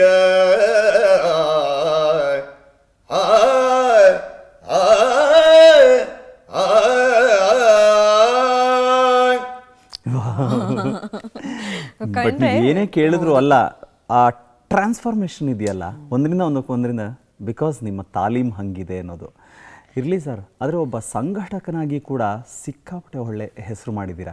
ಯಾಕೆಂದರೆ ಎಲ್ಲ ಕ್ಷೇತ್ರದವರು ನೀವೇನೋ ಒಂದು ಕಾರ್ಯಕ್ರಮಗಳನ್ನು ಮಾಡ್ತೀರಾ, ಆಯೋಜಿಸ್ತೀರಾ ಅಂತ ಹೇಳಿದಾಗ ಅದು ಸಿನಿ ಪ್ರಿಯರಿರ್ಬೋದು ಅಥವಾ ಸಿನಿ ಚಿತ್ರರಂಗದವ್ರು ಇರ್ಬೋದು ಅಥವಾ ಮಾಧ್ಯಮದವ್ರು ಇರ್ಬೋದು, ಸಾಹಿತಿಗಳಿರ್ಬೋದು, ಕೂತು ಎಸ್ ಪಟ್ಲ ಅವ್ರು ಮಾಡ್ತಾರಪ್ಪ ಅದಕ್ಕೆ ಹಿಂಗಿರುತ್ತೆ ಅನ್ನೋ ರೀತಿಯಲ್ಲಿ ನಿಮ್ಮ ಜೊತೆಗೆ ಭಾಗವಹಿಸ್ತಾರೆ, ನೋಡ್ತಾರೆ.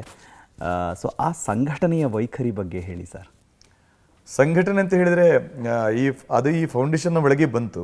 ಯಾಕಂತ ಹೇಳಿದ್ರೆ ಅದನ್ನು ಅಷ್ಟು ಸಂಘಟಿಸಬೇಕಾದ್ರೆ ಏನಾದ್ರೂ ಒಂದು ನಾವು ಮಾಡಲೇಬೇಕಾಗತ್ತೆ. ಅದಕ್ಕೆ ಎಲ್ಲಾ ಸಂಘಟಕರಿಗೂ ಮುಖ್ಯ ಮೂಲ ಬೇಕಾದ ಏನಂತ ಹೇಳಿದ್ರೆ ತ್ಯಾಗ.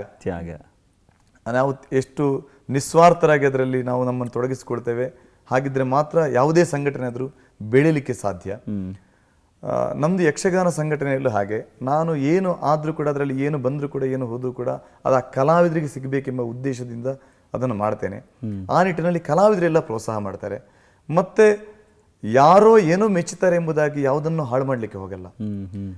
ಯಕ್ಷಗಾನದ ಪರಂಪರೆಯನ್ನು ಉಳಿಸಿಕೊಂಡು ಅದಕ್ಕೆ ಹೊಸತನವನ್ನು ಸೇರಿಸಿಕೊಂಡು ಯಕ್ಷಗಾನದ ಸೊಗಡು ಹಾಳಾಗದಾಗೆ ಆ ಎರಡನ್ನು ಸಮ್ಮಿಳಿತ ಮಾಡಿಕೊಂಡು ಹೋಗ್ತೇನೆ.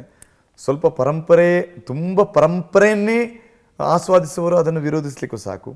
ಈ ಎರಡನ್ನು ಸಮ್ಮಿಳಿತ ಮಾಡಿಕೊಂಡು ಅಂದರೆ ಎರಡು ಕೊಡಬೇಕೆಂಬ ಉದ್ದೇಶದಿಂದ ಹೊಡ್ತೇನೆ. ಅದನ್ನು ಹೆಚ್ಚು ಜನರು ಇಷ್ಟಪಡ್ತಾರೆ.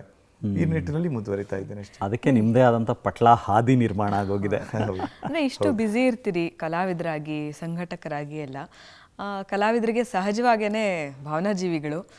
ಅಂಥರಲ್ಲಿ ಕುಟುಂಬದಿಂದ ಒಂದು ಒತ್ತಾಸೆ, ಪ್ರೇರಣೆ ಎಲ್ಲ ಸಿಕ್ಕಿದಾಗ ಅದ್ರ ಗಮ್ಮತ್ತೇ ಬೇರೆ ಇರುತ್ತೆ. ಅಂದರೆ ಇಷ್ಟು ಬ್ಯುಸಿ ಸ್ಕೆಡ್ಯೂಲ್ನಲ್ಲಿ ಇರೋವಂಥವ್ರಿಗೆ ಕುಟುಂಬದವರು ಅರ್ಥ ಮಾಡ್ಕೊಳ್ಬೇಕಾಗಿರೋವಂಥದ್ದು, ಅದು ವಿಶೇಷವಾಗಿ ಸಾಮಾನ್ಯವಾಗಿ ಬೇರೆ ಸಹಜವಾದ ಬೇರೆ ವೃತ್ತಿಗಿಂತ ನಿಮ್ಮ ಒಂದು ಅಪೇಕ್ಷೆ ಕೂಡ ಬೇರೆ ರೀತಿಯಾಗಿರುತ್ತೆ, ಅವರ ಅರ್ಥೈಸುವಿಕೆ ಕೂಡ ಬೇರೆದಾಗಿರುತ್ತೆ. ಹೇಳಿ ನಿಮ್ಮ ಕುಟುಂಬದ ಬಗ್ಗೆ, ಪತ್ನಿ, ಮಕ್ಕಳು, ಅವರ ಸಹಕಾರದ ಬಗ್ಗೆ. ಹೌದು, ಕುತೂಹಲದಿಂದ ಕೇಳ್ತಾ ಇದ್ದೀನಿ. ಯಾಕಂತ ಹೇಳಿದ್ರೆ ಸತ್ಯ ನಿಜವಾದ ಪ್ರಶ್ನೆಯನ್ನು ಕೇಳಿದ್ರಿ. ಒಬ್ಬ ವ್ಯಕ್ತಿ ಎಷ್ಟು ಬೆಳಿಬೇಕಿದ್ರು ಅದರ ಹಿಂದೆ ಒಬ್ಬ ಹೆಣ್ಣಿನ ತ್ಯಾಗ ಇದ್ದೇ ಇರುತ್ತೆ. ಹೌದು. ನನ್ನ ಮನೆಯವರ ಸಹಕಾರ ಇಲ್ಲದೇ ಇದ್ರೆ ನಾನು ಏನು ಮಾಡಲಿಕ್ಕೂ ಸಾಧ್ಯ ಇರಲಿಲ್ಲ. ಯಾಕಂತ ಹೇಳಿದ್ರೆ ಹಗಲು ಕಾರ್ಯಕ್ರಮಗಳಿರ್ತದೆ, ರಾತ್ರಿಯೂ ನಾನು ಕಾರ್ಯಕ್ರಮಗಳಿರ್ತದೆ. ಅದರ ಜೊತೆಗೆ ಈ ಫೌಂಡೇಶನ್ ಅಥವಾ ಇನ್ನಿದ್ದ ಸಂಘಟನೆ ಇದ್ರ ಜೊತೆಗೆ ನಾನು ತೊಡಗಿಸ್ಕೊಳ್ಬೇಕಾಗತ್ತೆ. ಮನೆಗೆ ಟೈಮ್ ಕೊಡಲಿಕ್ಕೆ ಆಗ್ತಾನೆ ಇಲ್ಲ. ಅದರಲ್ಲಿ ಅವರು ಆ ಮಕ್ಕಳನ್ನು ನೋಡಿದ್ರಿಂದ ಹಿಡಿದು ಮನೆಯ ಎಲ್ಲ ಸೌಕರ್ಯಗಳನ್ನು, ನನ್ನ ಎಲ್ಲ ವಿಷಯಗಳಲ್ಲಿ ಅವರನ್ನು ತೊಡಗಿಸಿಕೊಳ್ಳುವುದರಿಂದ ಮಾತ್ರ ಇದು ನನಗೆ ಸಾಧ್ಯತೆ ಆಗಿದೆ. ನನಗೆ ಹೆಸರು ಗೊತ್ತು, ಆದ್ರೂ ನಿಮ್ಮ ಬಾಯಲ್ಲೇ ಹೇಳಬೇಕು. ಹೆಸರು ಹೇಳ್ಬಿಟ್ಟು. ನಿರ್ಮಿತಾ ಅಂತ ನನ್ನ ಹೆಂಡತಿಯ ಹೆಸರು. ರಿದಾನ್ ಅಂತ 6 ವರ್ಷದ ಒಂದು ಗಂಡು ಮಗು ಹಾಗೂ 1.5 ವರ್ಷದ ಋತ್ವಿಕಾ ಅಂತ ಹೆಣ್ಣು ಮಗು. 2 ಮಕ್ಕಳು ಮತ್ತೆ ಪತ್ನಿ ಜೊತೆಗೆ ನೆಮ್ಮದಿಯ ಜೀವನ ಸಾಗಿಸ್ತಾ ಇದ್ದೀನಿ. ಹಾಗೆ ನನಗೆ ಕಟೀಲು ತಾಯಿ ಭ್ರಮರಾಂಬೆ ಕೊಟ್ಟ ದೊಡ್ಡ ಸಂಪತ್ತೇ ಅದು ಎಂಬುದಾಗಿ ನಾನು ಭಾವಿಸ್ತೇನೆ. ಎಂಥ ಒಳ್ಳೆ ಮಾತು. ನೋಡ್ತಾ ಇರ್ತಾರೆ, ಖುಷಿ ಪಡ್ತಾರೆ ಅಂತ ಅನ್ಕೊಂಡು ನಿರ್ಮಿತಾ ಅವರೇ ಈ ಕ್ಷಣ ನಿಮಗಾಗಿ, ಯಾಕೆಂದ್ರೆ ಒಂದು ವಾಹಿನಿಯಲ್ಲಿ ಬಹಿರಂಗವಾಗಿ ನಿಮ್ಮ ಈ ಒಂದು ಸಹಕಾರವನ್ನ ಮುಕ್ತವಾಗಿ ಅವರು ಒಪ್ಕೊಳ್ತಿರುವಂಥದ್ದು ಮತ್ತು ಹೊಗಳ್ತಾ ಇರುವಂಥದ್ದು ಬೇರೆ ಸಾಧಕರಿಗೂ ಕೂಡ ಒಂದು ಮಾದರಿ. ಹೌದು. ಆ್ಯಂಡ್ ಪಟ್ಲ ಸರ್, ಇನ್ನೊಂದು ವಿಶೇಷ ಅಂದರೆ ಸಾಕಷ್ಟು ಜನ ಇದನ್ನು ನೋಡ್ತಾ ಇರೋದ್ರಿಂದ ಏನಪ್ಪ, ಹೌದು ನಮ್ಮ ತುಳುನಾಡಿನ ಬಗ್ಗೆ ಒಂದು 2 ಸಾಲು ಏನು ಹಾಡಲೇ ಇಲ್ವಲ್ಲ, ಕೇಳಲೇ ಇಲ್ವಲ್ಲ ಅನ್ನೋವಂಥದ್ದು ಅಲ್ಲಿ ಕೇಳ್ತಾ ಇರ್ತಾರೆ. ಯಾಕೆಂದರೆ ಸಾಕಷ್ಟು ಹಾಡಿದ್ದೀರಾ. ಅಂದರೆ ಈಗ ಯಕ್ಷಗಾನವನ್ನು ಹೊರತುಪಡಿಸಿದಂತೆ ಒಂದು ಕಡೆ ಅಲ್ಲೆಲ್ಲೋ ಸಣ್ಣದಾಗ ಆ್ಯಕ್ಟ್ ಕೂಡ ಮಾಡಿಬಿಟ್ಟಿದ್ದೀರಾ.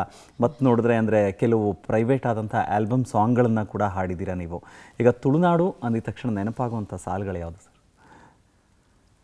ತುಳುನಾಡು ನನಗೆ ತುಳು ಪದ್ಯಗಳು ಹಾಗೆ ನೆನಪು ಬರ್ತಾ ಇಲ್ಲ. ಯಾಕಂದರೆ ನಾನು ಹಾಡಿದ್ದು ತುಳು ಇದರಲ್ಲಿ ಭಾರಿ ಕಡಿಮೆ ಸಾಂಗ್ಗಳಂತ ಹೇಳಿದ್ರೆ. ನಮಗೆ ಯಕ್ಷಗಾನದ ಸೀಮಿತದಲ್ಲಿ ತುಳು ಅದಾದ್ರೂ ಎಲ್ಲ ಬರುತ್ತೆ. ಆದ್ರೆ ಒಂದು ಫಿಲ್ಮ್ ಹಾಡಿದ ನಾನು ಒಂದು ತುಣುಕನ್ನು ಪ್ಲೀಸ್ ಇದರಲ್ಲಿ ಹಾಡ್ತೇನೆ. ಒಂದು ಸಾಲು ಮಾತ್ರ ನನಗೆ ಬರುತ್ತೆ ಅಷ್ಟೇ. ಪಿಲಿಬೈಲಿ ಯಮುನಕ್ಕ ಅಂತ ಆ ಫಿಲ್ಮಿನ ಹೆಸರು. ಪಿಲಿಬೈಲು ದೂರದ ಬಾನ ಕೆಂಪಾಡಿಗೆ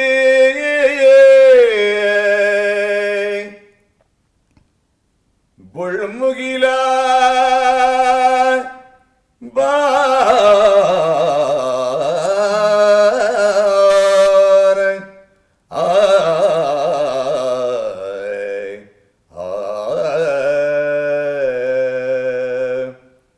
ಕ್ಷಮಿಸಿ, ಯಾಕಂದ್ರೆ ಸಾಹಿತ್ಯಗಳು ನಮ್ಗೆ ಯಾಕೆಂದ್ರೆ ನಾವು ಕೇಳ್ತಾನೆ ಇರ್ತೀವಿ, ಹೇಳಿದ್ನಲ್ಲ ಈಗಾಗಲೇ, ಅದಕ್ಕೆ ಒಪ್ಕೊಂಡ್ಬಿಟ್ಟಿದೀವಿ ನಮ್ಗೆ ದುರಾಸೆ ಅಂತಂದ್ಬಿಟ್ಟು. ಎಷ್ಟು ಕೇಳಿ ನೀವು ಎಷ್ಟು ಹಾಡೋರು ನಾವು ಅಂತೂ ಕೇಳ್ತಾನೆ ಇರ್ತೀವಿ. ನನಗೆ ಅಂದ್ರೆ ಒಮ್ಮೆ ರೆಕಾರ್ಡಿಂಗ್ ಆಗುವಾಗ ಹಾಡ್ತೇನೆ, ಆಮೇಲೆ ಹಾಡುದು ಅದನ್ನು ಕಡಿಮೆ. ನಾನು ಯಕ್ಷಗಾನದಲ್ಲಿ ಬಿದ್ದಿರ್ತೀನಿ, ಹಾಗೆ ಆ ಸಾಹಿತ್ಯಗಳು ಪಟಕ್ಕೆ ನೆನಪು ಬರಲ್ಲ. ತೊಂದರೆ ಇಲ್ಲ, ಯಾಕಂದ್ರೆ ನಿಮ್ಮನ್ನು ಪ್ರೀತಿಸೋದ್ರಿಂದ ಎಲ್ಲರೂ ಎಲ್ಲವನ್ನೂ ಅಕ್ಸೆಪ್ಟ್ ಮಾಡ್ತಾರೆ. ಬಿಕಾಸ್ ನೀವು ಅಷ್ಟು ಪ್ರೀತಿಯಿಂದ ಹಾಡೋದ್ರಿಂದ ಸಾಕು ಅವ್ರ ಧ್ವನಿ ಕೇಳಿದ್ರೆ ಅನ್ನೋ ರೀತಿನಲ್ಲಿರುತ್ತೆ.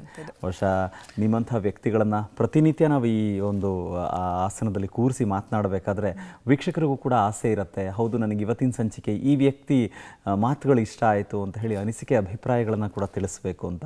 ಹಾಗಾಗಿ ಈಗ ಅಂದರೆ ವಿಳಾಸವನ್ನು ನೋಡುವಂಥ ಸಮಯ, ಅನಿಸಿಕೆ ಅಭಿಪ್ರಾಯಗಳನ್ನು ತಿಳಿಸ್ಬೇಕು ಅನ್ನೋದಾದರೆ ನಿರ್ದೇಶಕರು ಶುಭೋದಯ ಕರ್ನಾಟಕ ವಿಭಾಗ, ದೂರದರ್ಶನ ಕೇಂದ್ರ, JC ನಗರ, ಬೆಂಗಳೂರು 5600006. ಅಲ್ಲದೆ ಮೇಲ್ ಕೂಡ ಮಾಡ್ಬೋದು, shubhodaya.karnataka@gmail.com.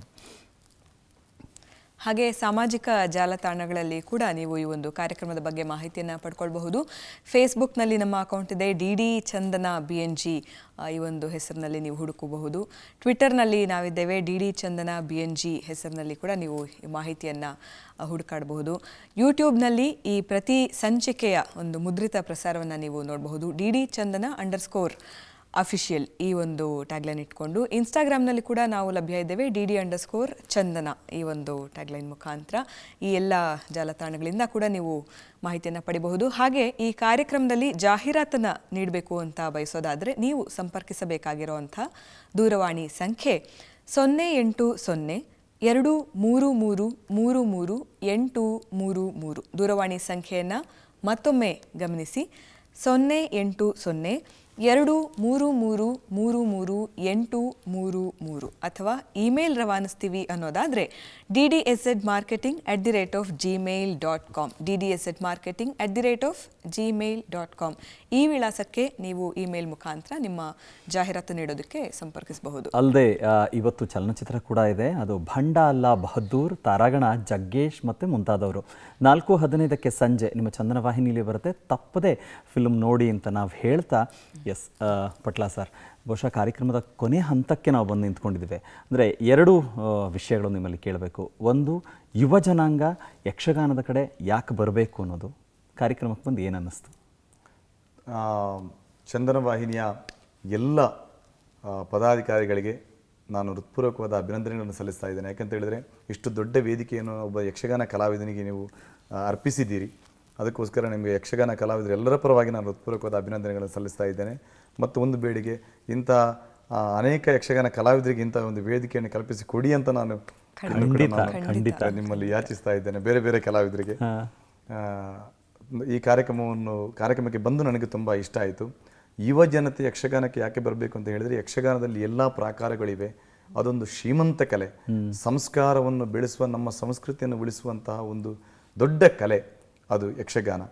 ಅದರಲ್ಲಿ ಎಲ್ಲವೂ ನಿಮಗೆ ಅದು ಏನು ಸಿಕ್ಕುತ್ತೆ ಅಂತ ಅದರ ಒಳಗೆ ಬಂದ ಮೇಲೆ ಗೊತ್ತಾಗುತ್ತೆ. ಯಾಕಂತ ಹೇಳಿದ್ರೆ ಯಾವ ಲೆಕ್ಚರ್ಗಳು, ಪ್ರೊಫೆಸರ್ಗಳು ಅಥವಾ ಅಡ್ವೊಕೇಟ್ಗಳು, ಡಾಕ್ಟರ್ಸ್ಗಳು ಯಾರು ಬೇಕಾದರೂ ಅವರ ಮಾತುಗಾರಿಕೆ ವಿಚಾರ ಆಗಬೇಕು, ಎಲ್ಲದಕ್ಕೂ ಅದೊಂದು ಪೂರಕವಾದಂಥ ಒಂದು ಅಂಶ ಅದರಲ್ಲಿ ಒಳಗೊಂಡಿದೆ.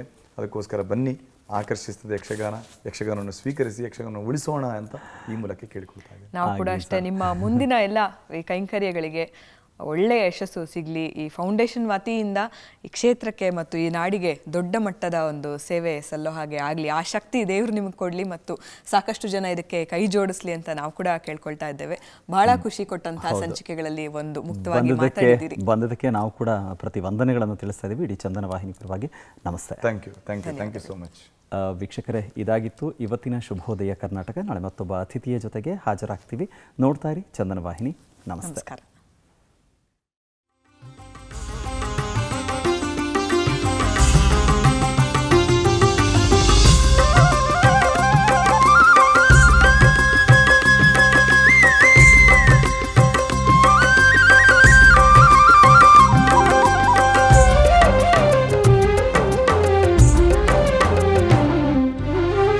ಮೂಡಲ ಮನೆಯ ಮುಸುಕನು ಸರಿ